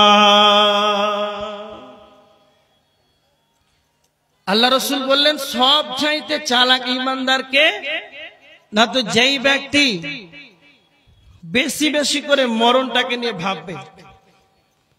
ঈমানদারকে না তো যে নিজের জাহান্নাম থেকে বাঁচবে, আহাল পরিবারকে জাহান্নাম থেকে বাঁচাবে, সেই ব্যক্তি হচ্ছে সব চাইতে ঈমানদার। এবার দেখেন আজকে আমাদের সমাজের ভিতরে নিজের জাহান্নাম থেকে বাঁচে কিন্তু তার আহাল পরিবারকে একবার মুখ খুলে বলে না। 2 মরণকে স্মরণ করেই না, একেবারে নিজেকে কি মনে ভাবে আল্লাহ ভালো জানে। এবার দেখেন আপনাদের মাদ্রাসার উন্নতি কল্পে জলসা, মাদ্রাসার উন্নতি কল্পে জলসা, আপনারা কে আছেন আল্লাহর গোলাম? 10,000 টাকার মতন কে আছেন যে আজকে স্টেজে এসে আল্লাহর কোরআনের জন্য 10,000 টাকা দান করে যাবেন? কে এমন আছেন? কে আছেন আল্লাহর গোলাম 10,000 টাকা দেনেওয়ালা কে আছেন? কেন?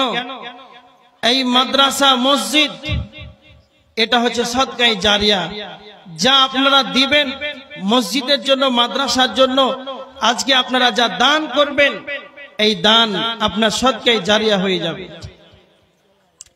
কে আছেন আল্লাহর গোলাম 10,000 টাকা দেওয়ার মতো? কেউ নাই? শেষ পর্যন্ত সবার কাছে আমার আবেদন, 5,000 টাকা কে আছেন? অনেকেই আপনারা আছেন। আল্লাহ সুবহানাহু ওয়া তাআলা বলেছেন, আল্লাযী জামআ মালান ওয়া আদ্দাদা, যারা মালকে জমা করে করে অ্যাকাউন্টে সাজিয়ে রাখবে, জমা করে করে গুনে গুনে রাখবে। ইয়াহসাবু আন্না মালাহু আখলাদা, যারা মনে মনে ভাববে মাল আমার চিরকালের সঙ্গী হবে, মাল আমার চিরকালের সাথী হবে।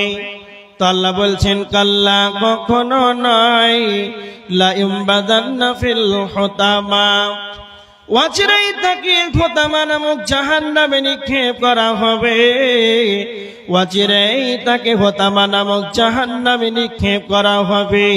তার মানে যারা মালকে সাজিয়ে রাখবে, যারা দান করবে না, যারা মাল থেকে যাকাত বের করবে না, এদের মাল তাদেরকে যেন জাহান্নামে ফেলে দেবে। মাল কোনোদিন আপনার আমার সঙ্গী হবে না।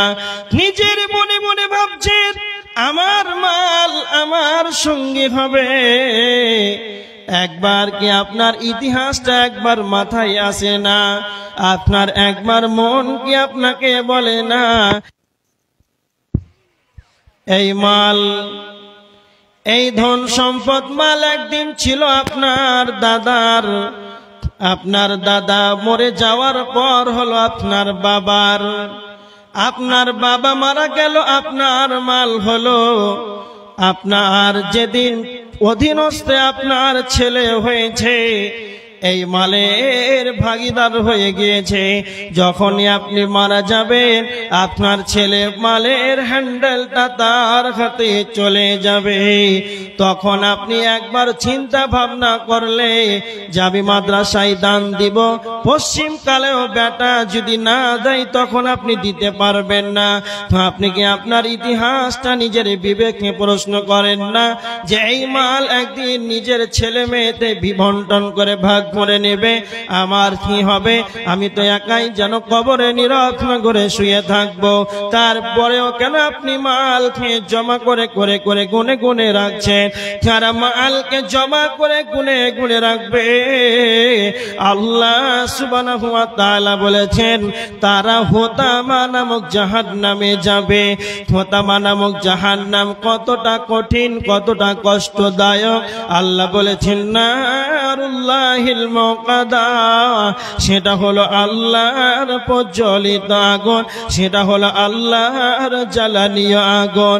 এটা আপনার আমার জ্বালানীয় নয়, আমার আপনার জ্বালানীয় আগুন পৃথিবীর আগুনের চাইতে জাহান্নামের আগুনের 70 গুণ বেশি তেজ রয়েছে, জাহান্নামের আগুনের 70 গুণ বেশি পাওয়ার রয়েছে। তার মানে দুনিয়ার আগুনের চাইতে কতটা কঠিন হতে পারে। এখন আপনি একটা কাঠ, কয়লা, ডিজেল, পেট্রোল জ্বালিয়ে যদি একটা আগুনকে তৈরি করে, এটা আপনার জ্বালানি আগুন।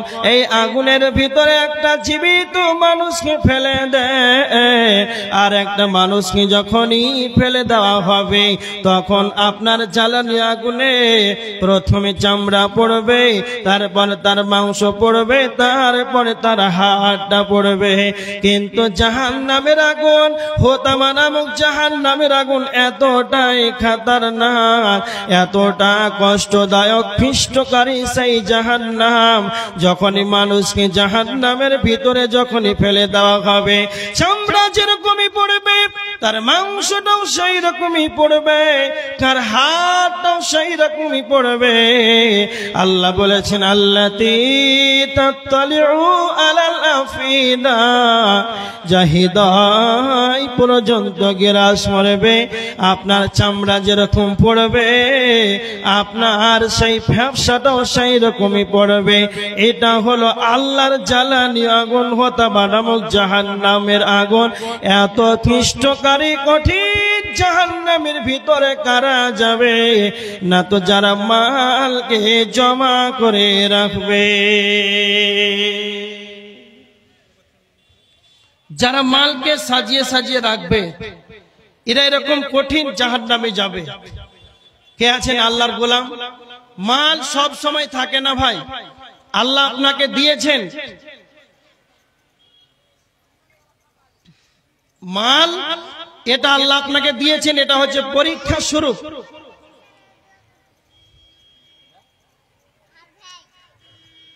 মহিলাদের প্যান্ডেল থেকে একটা দান এসেছে, 1000 টাকা দান করেছেন। আল্লাহুম্মা সাল্লি আলাইহি আল্লাহুম্মা বারিক আলাইহি। যে উদ্দেশ্যে দান করেছে আল্লাহ তুমি তার উদ্দেশ্যকে পূরণ করে নাও।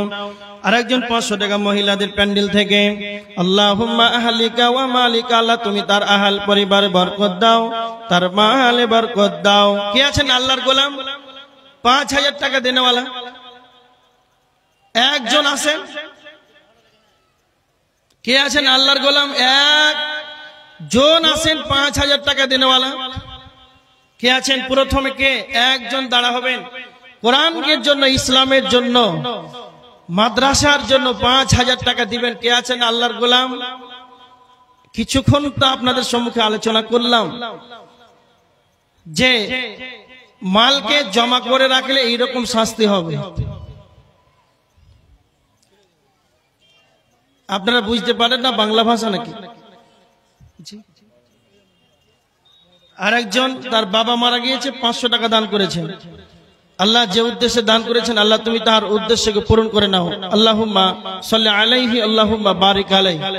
কে আছেন আল্লাহর গোলাম? পিছন দিক থেকে, সামনের দিক থেকে, মাদ্রাসার জন্য আপনারা সকলেই মুক্ত হস্তে দান করুন। আপনাদেরকে তা অনুরোধ করা হচ্ছে বারবার। কে আছেন? 30 জন ব্যক্তি 1000 টাকা করে দিয়ে পুরা করেন, শুরু করেন। আপনার দেখা দেখি দিলে আপনি নাকি পাবেন। একজন আছেন 1000 টাকা করে দেন, 30 জন ব্যক্তি। সকলে চুপচাপ বসে আছেন, যে খাতা কলম আছে, কেউ যদি মনে করেন পরে দিব বাকি তাও লিখাতে পারেন। 1000 টাকা করে 30 জন ব্যক্তি। কে আছেন আল্লাহর গোলাম?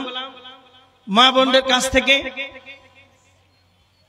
মা বোনেরা আপনারা কেউ থাকলে আপনারা মহিলাদের প্যান্ডেল থেকে 10 জন মহিলা আসেন, 1000 টাকা করে, কেউ 1 বস্তা সিমেন্ট, কেউ 2 বস্তা সিমেন্ট, যে যা পারবেন আল্লাহর হস্তে।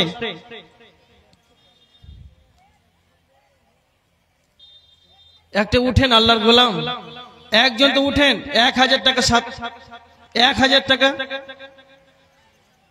আল্লাহর নবী বলেছেন ইদাল মাতাল ইনসানা ইনকাতা আনহু আমালুহু।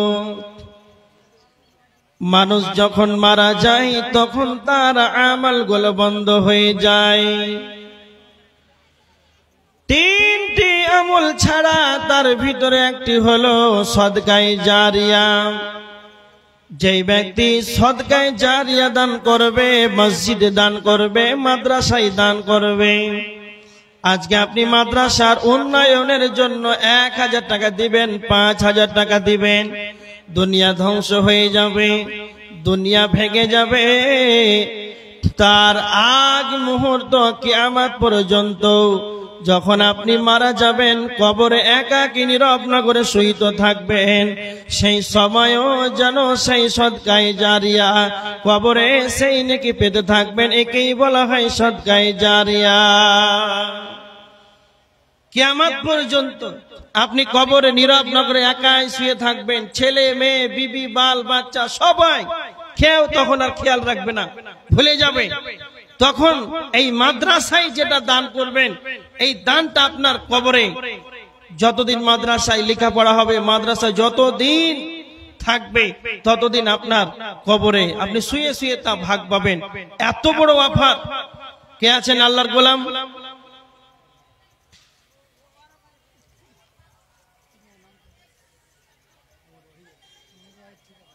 মোহাম্মদ ওয়াহিদ ঠিকাদার 2000 টাকা। তো পাবলিক কি দিবে জি? চলে গেলেন নাকি? ঠিকাদার মানুষ একটু বেশি করেন না, একটু আসেন। 5000 টাকা আবদার করেছি, এখন পর্যন্ত কেউ উঠতে পারেনি। এখন হয়ে যাবে মাশাআল্লাহ। আল্লাহুম্মা সাল্লি আলাইহি আল্লাহুম্মা বারিক আলাইহি। ঠিকাদার সাহেব 3000 বাকি আর 2000 টাকা নগদ, 5000 টাকা দিলেন, কালকে দিয়ে দিবেন ইনশাআল্লাহ। আল্লাহুম্মা সাল্লি আলাইহি আল্লাহুম্মা বারিক আলাইহি আল্লাহুম্মা আহলিকা ওয়া মালিকা। আল্লাহ যে উদ্দেশ্যে দান করেছেন আল্লাহ তুমি তার উদ্দেশ্যকে পূরণ করে নাও। আল্লাহ তার রুজি রোজগারে বরকত দাও, তার ব্যবসায় উন্নতি দাও। আল্লাহুম্মা আমিন। কে আছেন আল্লাহর ভাই, আল্লাহর গোলাম ভাই? আর মাত্র 29 জন। কে আছেন আল্লাহর গোলাম? 1000 টাকা করে একজন দিয়েছেন, আর মাত্র 29 জন। মহিলাদের কাছ থেকে একটা চাঁদির মালা এসেছে, দুটো। মহিলাদের কাছ দুটো না একটা? একটা। আল্লাহুম্মা সাল্লি আলাইহি আল্লাহুম্মা বারিক আলাইহি। যে উদ্দেশ্যে দান করেছে আল্লাহ তুমি তার উদ্দেশ্যকে পূরণ করে নাও। আল্লাহুম্মা আহলিকা ওয়া মালিকা। আল্লাহ তুমি তার আহাল পরিবারে বরকত দাও, তার মালে বরকত দাও। আল্লাহুম্মা আহলিকা ওয়া মালিকা। কে আছেন আল্লাহর গোলাম?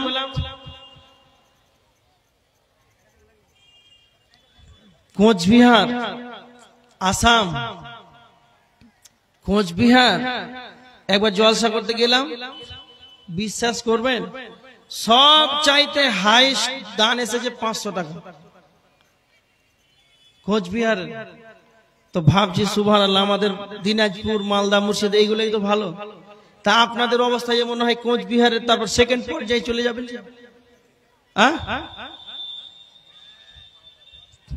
কে আছেন আল্লাহর গোলাম? 500 করে, 1000 করে, যে যা পারবেন আল্লাহর রাস্তায় একটু দেন মেহেরবানি করে। আপনারা একটু তাড়াতাড়ি দেন, আমি আলোচনা আবার শুরু করে দেব ইনশাআল্লাহ। কে আছেন আল্লাহর গোলাম? চাদরও দিয়ে দিবেন। আপনাদের সম্মুখে যে চাদর যাচ্ছে, চাদর তাও দেন। আর 500 করে, 1000 টাকা করে আপনারা এখানে স্টেজে দিয়ে যান। আর একজন 500 টাকা। আল্লাহুম্মা সাল্লি আলাইহি আল্লাহুম্মা বারিক আলাইহি আল্লাহুম্মা আহলিকা ওয়া মালিকা। আল্লাহ যে উদ্দেশ্যে দান করেছে আল্লাহ তুমি তার উদ্দেশ্যকে পূরণ করে নাও। আল্লাহুম্মা আহলিকা ওয়া মালিকা আল্লাহুম্মা সাল্লি আলাইহি আল্লাহুম্মা বারিক আলাইহি।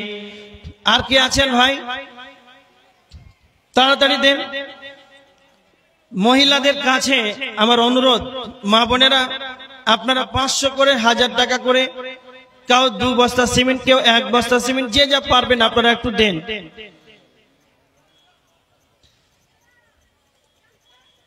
আমার সামনে যারা বসে আছেন, আমার সামনে যারা বসে আছেন এদিকে দেখেন, মাত্র 10 জন ব্যক্তি আসেন 1000 টাকা করে, আর না হলে 10,000 টাকা 20 জন ব্যক্তি হন, 500 টাকা করে 20 জন। কে আছেন আল্লাহর গোলাম? শেষ দিক থেকে, শেষের দিক থেকে। আল্লাহর নবী বলেছেন, মুসলিম শরীফের হাদিস, ইয়াকুলু ইবনে আদম মাল, আদম সন্তান বলে আমার মাল, আমার মাল। নবীজি বলছেন না, তোমাদের মাল 3টি, যেটা তোমরা খাও সেটাই তোমাদের মাল, যেটা তোমরা পরিধান করো সেটা তোমাদের মাল, যেটা আল্লাহ রাস্তায় দান করবে সেটা হলো তোমার মাল, যেটা তুমি খেয়ে নিবে সেটা তোমার মাল, যেটা পরিধান করে পুরাতন করে দিবে সেটা তোমার মাল, যেটা তুমি মাদ্রাসায়, মসজিদে, আল্লাহর ঘরে, আল্লাহর কালামের জন্য যেই টাকাটা দান করবে এটা হলো তোমার মাল, কিয়ামতের ময়দানে এর বদলা পাবে, এটা হলো তোমার আসল মাল। মানুষ ভাবে এটা আমার মাল, আমার মাল, কিন্তু এই মাল আসল মাল নয়, যেটা দান করবে এটা হচ্ছে আসল মাল। নবীজিকে আনসারীদের ব্যক্তি নবীজিকে প্রশ্ন করলেন, আল্লাহর নবী আপনি বলেন সবচাইতে বুদ্ধিমান কে? আল্লাহর নবী বললেন ওই ব্যক্তি সবচাইতে বুদ্ধিমান ব্যক্তি পৃথিবীতে বেঁচে থাকাকালীন জীবদ্দশায়, পৃথিবীর বুকে বেঁচে থাকাকালীন জীবদ্দশায় আখিরাতের জন্য আমলগুলোকে অগ্রিম পাঠিয়ে দেবে। দান খয়রাতের মাধ্যমে, ইবাদতের মাধ্যমে যে করে হোক আমলগুলোকে অগ্রিম দুনিয়াতে বেঁচে থাকাকালীন আমলগুলোকে পাঠিয়ে দেবে। সেই ব্যক্তি হলো সবচাইতে বুদ্ধিমান। সবচাইতে বুদ্ধিমান সেই ব্যক্তি যেই ব্যক্তি দুনিয়াতে বেঁচে আছে, আখেরাতের চিন্তা করে আখেরাতের জন্য আমলগুলোকে অগ্রিম রেডি করে নাই, সে হচ্ছে সবচাইতে চালাক। এবার দেখেন কে আছেন আল্লাহর গোলাম, 500 করে 20 জন আবদার করলাম, তাও পুরা করতে পারলেন না। এবার দেখেন আলোচনা করছিলাম যে ঈমানদার আপনি কি করে বুঝতে পারবেন।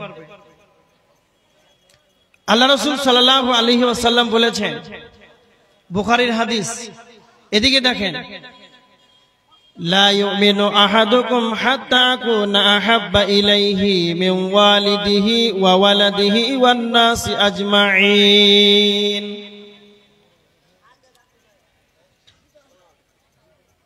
আরেকজন 500 টাকা, কি নাম? এজাজুল হক, 500 টাকা। আল্লাহুম্মা সাল্লি আলাইহি আল্লাহুম্মা বারিক আলাইহি। মহিলাদের কাছ থেকে না, আমিলা খাতুন 1000 টাকা। আল্লাহুম্মা সাল্লি আলাইহি আল্লাহুম্মা বারিক আলাইহি আল্লাহুম্মা আহলিকা ওয়া মালিকা। যে উদ্দেশ্যে দান করেছে আল্লাহ তুমি তার উদ্দেশ্যে পূরণ করে নাও, আল্লাহুম্মা আমিন। কে আছেন আল্লাহর গোলাম? তাড়াতাড়ি একটু দিয়ে দেন। মাদ্রাসার উন্নতি কল্পে জালসা, আপনারা যা দিবেন এটা আখেরাতে তা বদলা পাবেন। এটা নিজের আমল রেডি করার জন্যই। আপনি যা দান করবেন, 2 জন ফেরেশতা সকালে আসেন, যা দান করবেন আল্লাহর কাছে দোয়া করে আল্লাহ। আরেকজন মহিলা, মাশাআল্লাহ, আপনাদের এলাকায় মহিলাদের দান কত দেখছেন? মহিলাদের কাছ থেকে এলো 5,500 টাকা, আর পুরুষদের কাছ থেকে আমি পেলাম মনে হয় 950 টাকা। দেখেন পুরুষের দান। মা বোনেরা আপনারা আর কে আছেন? আল্লাহ রাসূল সাল্লাল্লাহু আলাইহি ওয়াসাল্লাম জাহান্নাম প্রদর্শন করলেন, দেখলেন মহিলা আর মহিলা। তখন আল্লাহ রাসূল ঈদের সালাত আদায় করালেন। ঈদের সালাত আদায় করার পর আল্লাহ রাসূল বললেন, মহিলাদেরকে উদ্দেশ্য করে বলেন, ইয়া মাশারান নিসা, মহিলাদেরকে বলেন তোমরা বেশি বেশি করে দান খয়রাত করো, বেশি করে দান করো। কেন? আমি দেখলাম যে জাহান্নামের ভিতরে বেশি সংখ্যা মহিলাদের, মহিলাদের পাপ বেশি হয়। কি সেই 2টা পাপ? আল্লাহ রাসূল, একজন মহিলা জিজ্ঞাসা করলেন আল্লাহ রাসূল, যে মহিলারাই যে বেশি জাহান্নামে যাবে তার কারণ তো আছে। তখন আল্লাহ রাসূল বললেন, ওয়া তাকফুরুনাল লা'না ওয়া তাকফুরুনাল আশিরা, তারা লানত করে বেশি বেশি করে, আর স্বামীর অকৃতজ্ঞতা প্রকাশ করে, স্বামীর শুকরিয়া আদায় করে না। যা দেয় স্বামী, যা রোজগার করে এত সন্তুষ্ট না, যা খাওয়ার নিয়ে আসে, যা পড়ার জন্য পোশাক নিয়ে আসে এতে সন্তুষ্ট না।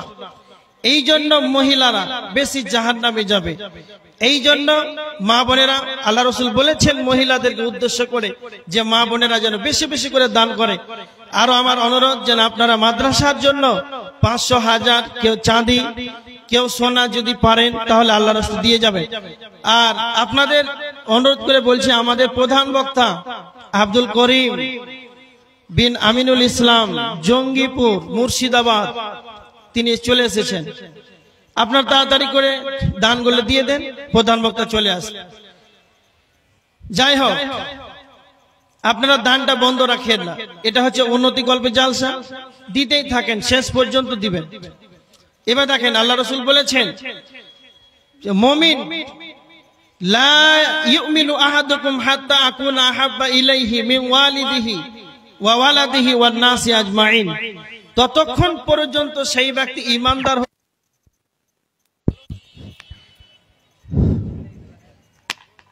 ততক্ষণ পর্যন্ত সেই ব্যক্তি ঈমানদার হতে পারে না যতক্ষণ না তার সন্তান, তার আব্বা, তার পিতা, তার যতগুলো আত্মীয়তা আছে, ওয়ান নাসি আজমাইন, যতগুলো তার আত্মীয়তার বন্ধন আছে, সবার চাইতে নবী মুহাম্মদ সাল্লাল্লাহু আলাইহি ওয়াসাল্লামকে না বেশি ভালোবাসবে ততক্ষণ পর্যন্ত সেই ব্যক্তি ঈমানদার হতে পারে না। একটা হাদিস, বুখারীর হাদিস 6633 নম্বর হাদিস, হযরতে উমর ফারুক রাদিয়াল্লাহু তাআলা আনহু, হযরতে উমর আর সাহাবীরা সকলেই বসে আছেন। তো আল্লাহ রাসূল সাল্লাল্লাহু আলাইহি ওয়াসাল্লাম উমর বলছেন, আল্লাহর নবী, আপনাকে আমি অনেক বেশি ভালোবাসি। তো আল্লাহ রাসূলকে বলছেন, আমার জান থেকে নয়, আমি ভালোবাসি কিন্তু আমার জান থেকে নয়। তখন আল্লাহ নবী বললেন যে উমর, ততক্ষণ পর্যন্ত সেই ব্যক্তি পূর্ণাঙ্গ ঈমানদার হতে পারবে না যতক্ষণ পর্যন্ত সেই ব্যক্তি আল্লাহ রাসূলকে তার নিজের জানের চাইতে না বেশি ভালোবাসবে ততক্ষণ পর্যন্ত সেই ব্যক্তি ঈমানদার হতে পারে না। তাহলে আপনি কি বুঝতে পারলেন? হযরতে উমর আল্লাহ রাসূলকে বলছেন, আমি আপনাকে ভালোবাসি কিন্তু জান থেকে নয়। তো নবীজি বলছেন, না, যতক্ষণ পর্যন্ত তুমি তোমার নিজের জান থাকতে, তোমার নিজের আত্মার চাইতে আমাকে বেশি না ভালোবাসবে, ঈমানদার হতে পারবে না। আপনি কত বড় ঈমানদার যে আপনি রাসূলের সুন্নাত, এটা দাড়ি, আমার সম্মুখে যতজন বসে আছেন রাসূলের সুন্নাত এই দাড়িটাকে জবাই করছেন, কেটে দিচ্ছেন। রাসূলের সুন্নাত এটাকে জবাই করাই, এটা আপনি মুসলমান নিজেকে দাবি করছেন। সেলুনে গেলেন, দাড়িটাকে কেটে রাসূলের সুন্নাতটাকে নিচে ফেলে দিলেন, আর সারাদিন নাপিত তখন পা দিয়ে খোঁচে, তারপরে ঝাড়ু দেওয়ার পর ড্রেনে পচা জায়গায়, নোংরা জায়গায় ফেলে দিল, আর সেই নোংরা ড্রেনে পচা জায়গাতে সেখানে মুসলিম হোক আর অমুসলিম হোক সেখানে দাঁড়িয়ে দাঁড়িয়ে মানুষ পেশাব করছে। তুমি কেমন রাসূলের উম্মত? তুমি কতটা নবীজিকে বেশি ভালোবাসো? তুমি কতটা ঈমানদার যে রাসূলের সুন্নাত দাড়িটাকে জবাই করে ড্রেনে ফেলে অন্যকে পেশাব করতে বাধ্য করালে, এটা তুমি কত বড় রাসূলের সুন্নাতকে জবাই করলে তুমি খবর রাখো। আল্লাহ রাসূল সাল্লাল্লাহু আলাইহি ওয়াসাল্লাম বলেছেন, ফামান রাগিবান সুন্নতি, যে আমার সুন্নাতকে প্রত্যাখ্যান করবে, যে আমার সুন্নাতকে ছেড়ে দিবে, ফালাইসা মিন্নি, সে আমার দলভুক্ত নয়, সে আমার দলভুক্ত নয়। তা আপনি রাসূলের সুন্নাত দাড়িটাকে কেটে আপনি নিজেকে কি পরিচয় দিতে চান? কবরে যাবেন, তাহলে আপনি বুঝতে পারবেন কত নাম্বার বাস আপনার চলবে।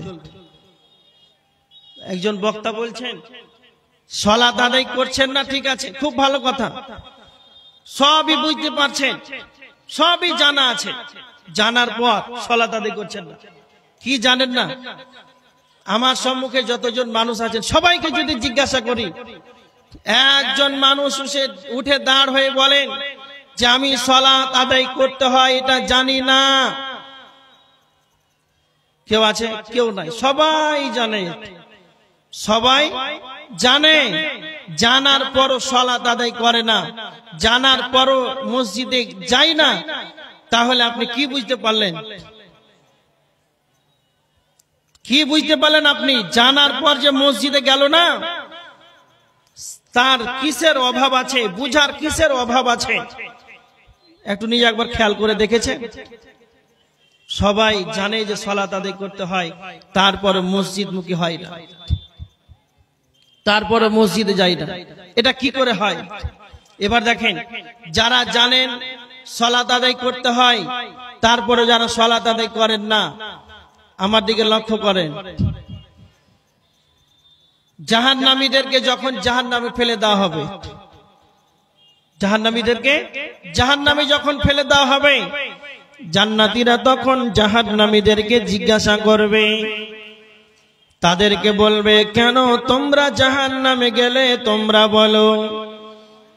জাহান্নামীরা তখন প্রথম কারণ, জাহান্নাম যাওয়ার প্রথম কারণ তারা বলবে, ক্বালু লাম নাকু বিনাল মুসাল্লিন। প্রথমে তারা বলবে, আমরা সালাত আদায় করতাম না, আমরা বেনামাজি ছিলাম, এই কারণে আল্লাহ আমাদেরকে জাহান্নামে দিয়েছে। কাউকে জাহান্নামী বলা যাবে? কাউকে জাহান্নামী বলা যাবে না। তবে কাউকে জাহান্নামী বলা যাবে না, কিন্তু সমস্ত ওলামাদের মত বেনামাজি জাহান্নামে যাবে। বেনামাজি জাহান্নামে যাবে কেন? কেন? এটা হাদিস নয়, আল্লাহ বলেছেন কোরআনের আয়াত, জাহান্নাম যাওয়ার প্রথম কারণ হলো বেনামাজি। এটা কোরআনের আয়াত। আল্লাহ জিব্রাইলকে বলেছেন, জিব্রাইল তা নবীজিকে ডেলিভারি দিয়েছেন, তাই বলেছেন। এটা কোনো হাদিস নয়, হাদিসটা দুর্বল হতে পারে, হাদিসের সানাদ ছুটে যেতে পারে, হাদিসটা জাল হতে পারে, এটা সন্দেহ হতে পারে। জি না, এটা হাদিস নয়। স্বয়ং পবিত্র কোরআনে সূরা আল মুদ্দাসসিরের 43 নম্বর আয়াত, যখনই তাদেরকে জিজ্ঞাসা করা হবে, কেন তোমরা জাহান্নামে এসেছো বলো, তখন তারা প্রথম কারণই বলবে বেনামাজি। এবার আমার সম্মুখে যারা বসে আছেন সবাই জানেন যে সালাত আদায় করতে হবে। এবার কাউকে তো জাহান্নামী বলা যাবে না, উচিত না, ঠিক না, কেন বলবো? কিন্তু আপনার নিজের ব্রেনকে নিজে আপনি একবার প্রশ্ন করেন, যেটা আমার উপরে 5 ওয়াক্তের সালাত, যেটা ফরজ, এর কোনো বদল চলে না, সেটাই আজকে আমাদের ভিতর থেকে উঠে গিয়েছে। নাই তো সালাত নাই, এই জন্য তো আপনি সমস্ত পাপাচার কাজে লিপ্ত আছেন, সমস্ত খারাপ কাজে আপনি লিপ্ত আছেন। যখন আপনি সালাত আদায় করবেন, তখন আপনার যতগুলো পাপ কাজ আছে, ইন্নাস সালাতা তানহা আনিল ফাহশাই ওয়াল মুনকার, অশ্লীল কুকর্ম কাজ থেকে তখন আপনি বাঁচতে পারবেন। সালাত আদায় করেন না, এই জন্য আপনি পাপ কাজে বেশি লিপ্ত হচ্ছেন। এখন যারা আমার সম্মুখে বসে আছেন, নিজে একবার বলেন তো, ফজরের সালাত, এখন তো অনেক লোক কষ্ট করে জালসা শুনছেন, বেশ ভালো কথা। এশারের সালাত কয়জন আদায় করেছেন? কাউকে হাত তুলতে বলছে এটা নয়, হাত তুলবেন না। আপনার নিজের বিবেককে প্রশ্ন করতে বলছি, নিজের বিবেকটাকে একবার বলেন তো, বাড়ি থেকে কষ্ট করে জলসাতে এলাম, পায়ে হেঁটে ঠান্ডা লাগছে, কত পোশাক আশাক গায়ে দিলাম, এখান থেকে যে শিক্ষা নিতে এসেছি, তো নিজের একবার বিবেক থেকে বলেন যে আপনি সালাত আদায় কয়বার? ফজর থেকে শুরু করে 4 ওয়াক্ত হয়ে গেল, এশা ফজর থেকে 4 ওয়াক্ত, 5 ওয়াক্ত হয়ে গেল। তা আপনি এই 5 ওয়াক্তে কয়বার মসজিদে গিয়েছেন? আল্লাহ রাসূল সাল্লাল্লাহু আলাইহি ওয়াসাল্লাম বলেছেন, আল্লাহর কাছে প্রিয় আমল হচ্ছে সময় মতো সালাত আদায় করা। আপনি সময় মতো সালাত আদায় করেছেন তো দূরের কথা, এশারের সালাত আদায় করেছেন কিনা? জলসা শুনলেন, এর পরে যদি আপনার সকাল 8:30টায় হয়, 9:30টায় হয়, তাহলে তো আপনার খবর আছে। এরপরে এত মানুষ সালাত আদায় করলেন, মসজিদে গিয়ে একজন ইমাম সাহেব আর 4 জন মুসাল্লি সালাত আদায় করছে, বাস খেলা খতম। একটা গ্রামে যদি 500 জন ব্যক্তি থাকে, যদি কালে 560-70 ঘর থাকে, তাহলে এই 500 জনের ভিতরে কয়জন মসজিদে যায়? 5টা যদি একটা গ্রামে মসজিদ থাকে, তাহলে 5×10 = 50, আর না হলে 5×5 = 25, তাহলে 450 গেল কোথায়? ওই 450 কোন জান্নাতে যাবে বলেন? ওই 450 কোন জান্নাতে যাবে? তার মানে খুব ভালো করে আমার দিকে চেয়ে থাকেন। যারা জানে সালাত আদায় করতে হবে সবই জানে। আল্লাহ তাআলা বলেছেন ওয়াদাক্কির, উপদেশ দাও। আল্লাহ নবীকে বলছেন, হে নবী তুমি উপদেশ দাও, মানুষকে উপদেশ দিন। তবে আল্লাহ বলছেন, হে নবী লাস্তা আলাইহিম বিমুসাইতির, তবে আপনাকে আমি র‍্যাব, পুলিশ, প্রশাসনিক ক্ষমতা দেইনি, তোমাকে আমি প্রশাসনিক ক্ষমতা দেইনি। যে একজন চায়ের দোকানে বসে থাকবে তাদেরকে পিটিয়ে মসজিদে নিয়ে চলে যাবে, এই ক্ষমতা আল্লাহ কাউকে দেয় নাই, নবীজিকে দেয় নাই। যে কাউকে মেরে পিটিয়ে পিটিয়ে ঈমান আনতে বলো, এটা নবীজিকে আল্লাহ দায়িত্ব দেয় নাই।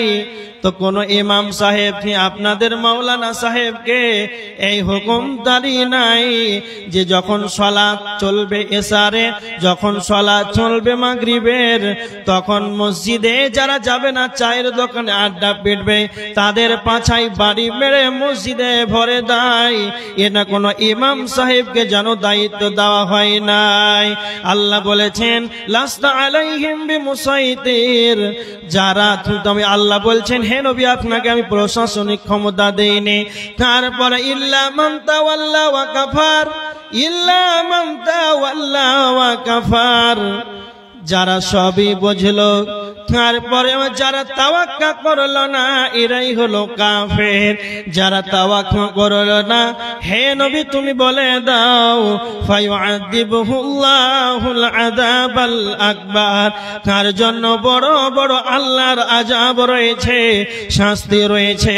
তার মানে যারা জানতে পারলো আমার সম্মুখে যতজন বসে আছেন মা বোনেরা আছে, সালাত আদায় না করলে জাহান্নাম যেতে হবে। যখনই জাহান্নামীদেরকে জিজ্ঞাসিত করা হবে কেন তোমরা জাহান্নামে গেলে, তখন তারা প্রথম কারণ বলবে বেনামাজি ছিলাম। এবার আপনার জানার পর যদি তাওয়াক্কা করে না, আপনি যদি তাওয়াক্কা না করেন, নিজের মন মতন চলেন, তার মানে নিজের মন মতন চলবে সেই জাহান্নামে যাবে, নিজের মন মতন চলা যাবে না। আল্লাহ বলেছেন ওয়ানাহান নাফসা আনিল হাওয়া, তুমি তোমার নফসকে প্রবৃত্তিকে লালসা মুক্ত রাখো, তুমি তোমার নফসকে কন্ট্রোলে রাখো, তবেই তোমার জন্য জান্নাত রয়েছে। নফসকে তোমরা বেকন্ট্রোল করবে না। আর যদি তোমার নিজের প্রবৃত্তিকে লালসা মুক্ত রাখতে পারো তাহলে তোমার জন্য জান্নাত রয়েছে। আর নিজের মন মতন চলবে, যে জানতে পারলো সালাত আদায় আমার উপরে ফরজ, এই নামাজের কোনো বদল চলে না।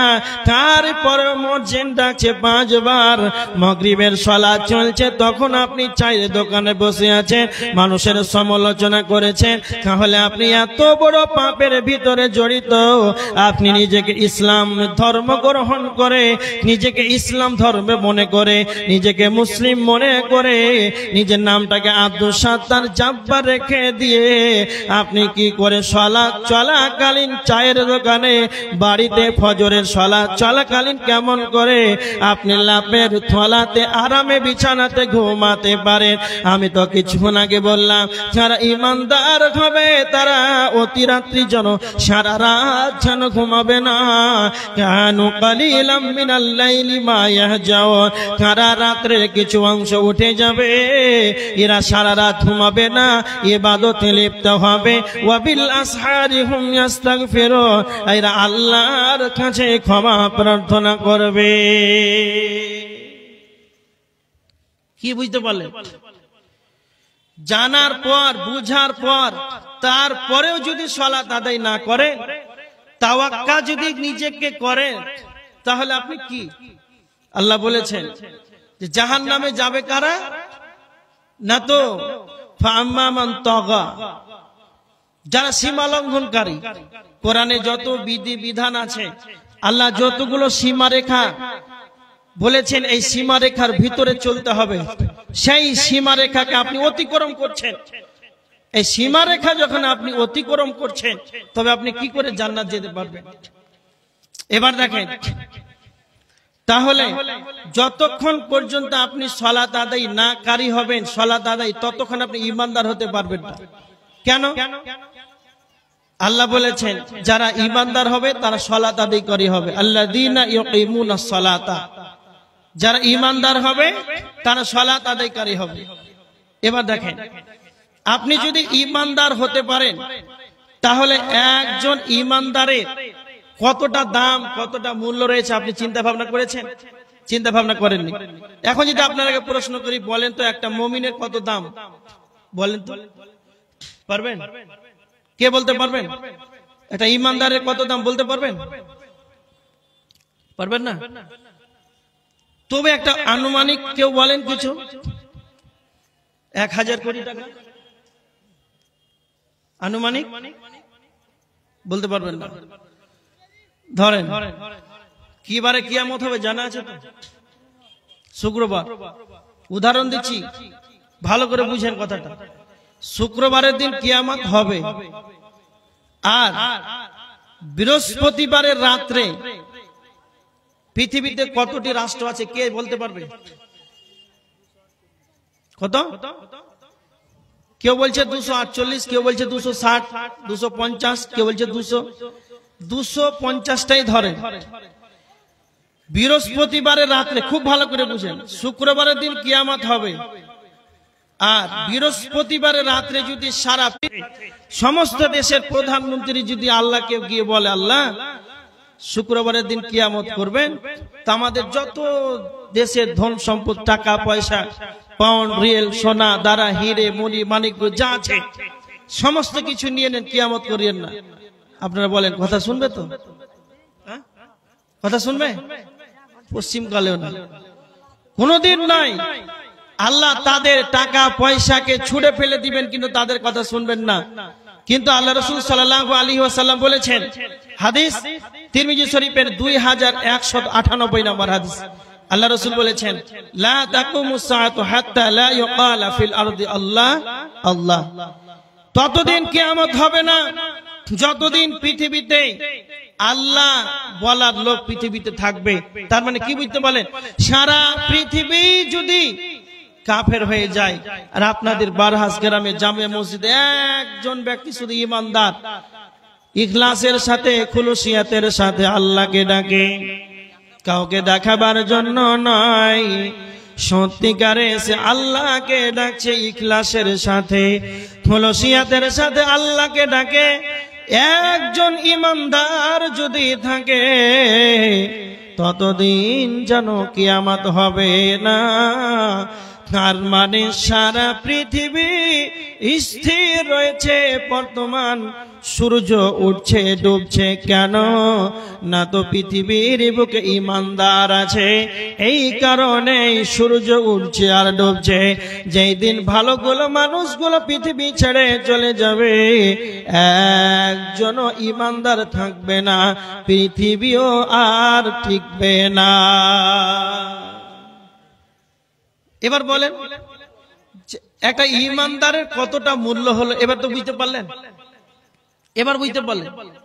এবার ঈমানদারদের সম্মান কতটা আছে, এদের ইজ্জত কতটা আছে, কতটা আছে জানেন? যখন মালাকুল মউত ঈমানদারের কাছে আসবে, তখন কি নিয়ে আসবে? জান্নাতের সুগন্ধিময় কাফন আনবে। 2, দ্বিতীয় দানা হবে, মুমিনকে সেই জান্নাতের সুসংবাদ দিয়ে দেবে। ইয়া আইয়াতুহান নাফসুল মুতমাইন্না, হে ইতমিনান নাফস, হে প্রশান্তময় আত্মা, ইরজিই, ফিরে চলো, ইলা রাব্বিকি, তুমি তোমার রবের নিকটে ফিরে চলো। আর মানে মুমিনের নিকটে যখন মালাকুল মউত চলে আসবে, তখন তাকে 2 নাম্বার জান্নাতের সুসংবাদ দিয়ে দেওয়া হবে। 3 নাম্বার জান্নাতের সুসংবাদ দিয়ে জান্নাতের সুগন্ধিময় কাফনে তার আত্মাটিকে তখন রাখা হবে। মালাকুল মউতের সঙ্গে অনন্য ফেরেশতারা আসবে, বলবে আমাকে দাও। সবাই যেন কাড়াকাড়ি করবে, আমি নিয়ে যাব, ওপর দিকে তার আত্মাটিকে নিয়ে যাব।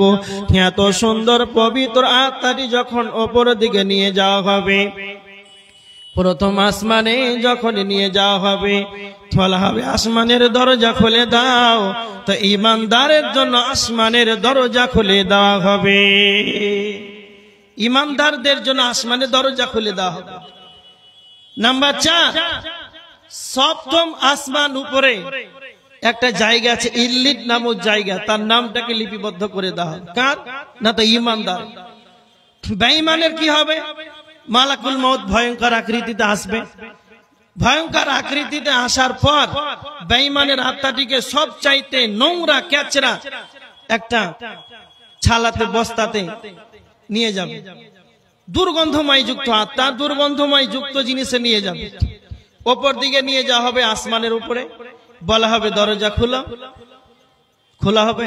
আল্লাহ বলছেন সূরা আরাফের 40 নম্বর আয়াত, না ইন্নাল্লাযীনা কাযযাবু বিআয়াতিনা ওয়াস্তাকবারু আনহা লা তুফাত্তাহু লাহুম আবওয়াবুস সামা। যারা আল্লাহর আয়াতকে অস্বীকার করেছে, মিথ্যা মনে করেছে, ওয়াস্তাকবারু আনহা, অহংকার করে মুখ ফিরিয়ে নিয়েছে, লা তুফাত্তাহু লাহুম আবওয়াবুস সামা, তাদের জন্য আসমানের দরজা খোলা হবে না। তার মানে ঈমানদারদের কতটা সম্মান রয়েছে, ঈমানদারদের কতটা মূল্য রয়েছে, এই পর্যন্ত আপনাদের সম্মুখে আলোচনা করলাম। শেষ পর্যায়ে প্রধান বক্তা এসে গেছে নাকি? শেষের বেলায় আপনারা যে যা পারবেন মুক্ত হস্তে একটু আপনাদের কাছে আবেদন, এটা উন্নতি গল্পের জলসা। যদি সবাই এরকম ভাবে তাকিয়ে থাকেন, যদি দান না করেন তাহলে কিভাবে চলবে বলেন? আমাদের মাদ্রাসা এগুলো তার সরকারি দানে চলে না। 500 টাকা একজন দিয়েছেন বেনামিতে পিতা মাতার জন্য। আল্লাহ যে উদ্দেশ্যে দান করেছে আল্লাহ তুমি তার উদ্দেশ্যকে পূরণ করে না। আল্লাহুম্মা সাল্লি আলাইহি আল্লাহুম্মা বারিক আলাইহি। কে আছেন আল্লাহর গোলাম? শেষের বেলায় যে যা পারবেন 100 500 যে যা পারবেন আপনারা একটু দিয়ে যান শেষের বেলায় মাদ্রাসার জন্য। কে আছেন? কেউ নাই? ঠিক আছে, আপনারা কিন্তু দান বন্ধ করবেন না, সবাই প্রধান বক্তার হাতেও যে যা পারবেন একটু দিয়ে যাবেন। আরেকজন 500 টাকা দিয়েছেন, আল্লাহুম্মা সাল্লি আলাইহি আল্লাহুম্মা বারিক আলাইহি আল্লাহুম্মা আহলিকা ওয়া মালিকা। আল্লাহ যে উদ্দেশ্যে দান করেছেন আল্লাহ তুমি তার উদ্দেশ্যকে পূরণ করে নাও। কে আছেন আল্লাহর গোলাম? শেষের বেলা আপনারা যা যা পারবেন বাপ মা পিতা মাতার নামে আরেকজন 200 টাকা। আর কে আছেন আল্লাহর গোলাম? 200 500 1000 10-এর লাঠি 1-এর বোঝা। সবাই যদি 10 5 1000 5000 500 যে যা পারবেন যদি একটু দেন তাড়াতাড়ি, তো আল্লাহর গোলাম মাদ্রাসার জন্য তো অনেকটা হয়ে যাবে। আপনারা কে আছেন একটু চটচট করে দিয়ে যান। আর আমি লম্বা করছি না, বিরক্ত করছি না। আমাদের আজকের প্রধান মেহমান, প্রধান আকাঙ্ক্ষিত বক্তা, যার জন্য আমরা অপেক্ষামান হয়ে আছি, মুর্শিদাবাদ থেকে আগত, তিনি স্টেজে উপস্থিত আব্দুল করিম সাহেব আপনাদের সম্মুখে আসছেন। আপনারা শেষ পর্যন্ত সবাই একটা অনুরোধ, যে আপনাদের কমিটি যে উদ্দেশ্য লক্ষ্য যে মাদ্রাসার কিছু উন্নত হোক, এই জন্য সবার কাছে আবদার করেছেন আপনারা শেষ পর্যন্ত সবাই যে যা পারবেন নিজের সমর্থক অনুযায়ী আপনারা দান দিয়ে যাবেন মুক্ত হস্তে। আল্লাহ যেন আপনাদের সকলকেই দান করার তৌফিক দান করুক, আল্লাহুম্মা আমিন। যারা এখন পর্যন্ত দান দিয়েছেন আল্লাহ তুমি তাদের সকলকেই যে যে উদ্দেশ্যে দান করেছে আল্লাহ তুমি তাদের উদ্দেশ্যকে পূরণ করো। আল্লাহুম্মা সাল্লি আলাইহি আল্লাহুম্মা বারিক আলাইহি। বক্তা শ্রোতা সবাই উভয় আল্লাহ আমল করার তৌফিক দান করো। ওয়া মা আলাইনা ইল্লাল বালাগ। আসসালামু আলাইকুম ওয়া রাহমাতুল্লাহ। ওয়া আলাইকুম আসসালাম ওয়া রাহমাতুল্লাহি ওয়া বারাকাতুহু। শুকরান জাযাকাল্লাহু খাইরান ওয়া আহসানাল জাযা। ইনি ছিলেন আব্দুল কাইয়ুম। অনেকক্ষণ বক্তব্য রাখলেন। এবার আজকের এই মহতি সভার প্রধান বক্তা ফজিলাতুল শেখ জনাব মাওলানা আব্দুল করিম বিন আমিনুল ইসলাম সাহেব, জঙ্গিপুর মুর্শিদাবাদ থেকে আগত, তিনি আসবেন এবং আপনাদের ধৈর্য ধারণ পর্যন্ত উনি ওনার আলোচনা রাখবেন। এখন আমাদের সম্মুখে আজকের এই সভার প্রধান বক্তা ফজিলাতুল শেখ জনাব মাওলানা আব্দুল করিম বিন আমিনুল ইসলাম হাফিজাহুল্লাহ। শেখ আপনি আসুন এবং আপনার মূল্যবান আলোচনা আপনি পেশ করুন।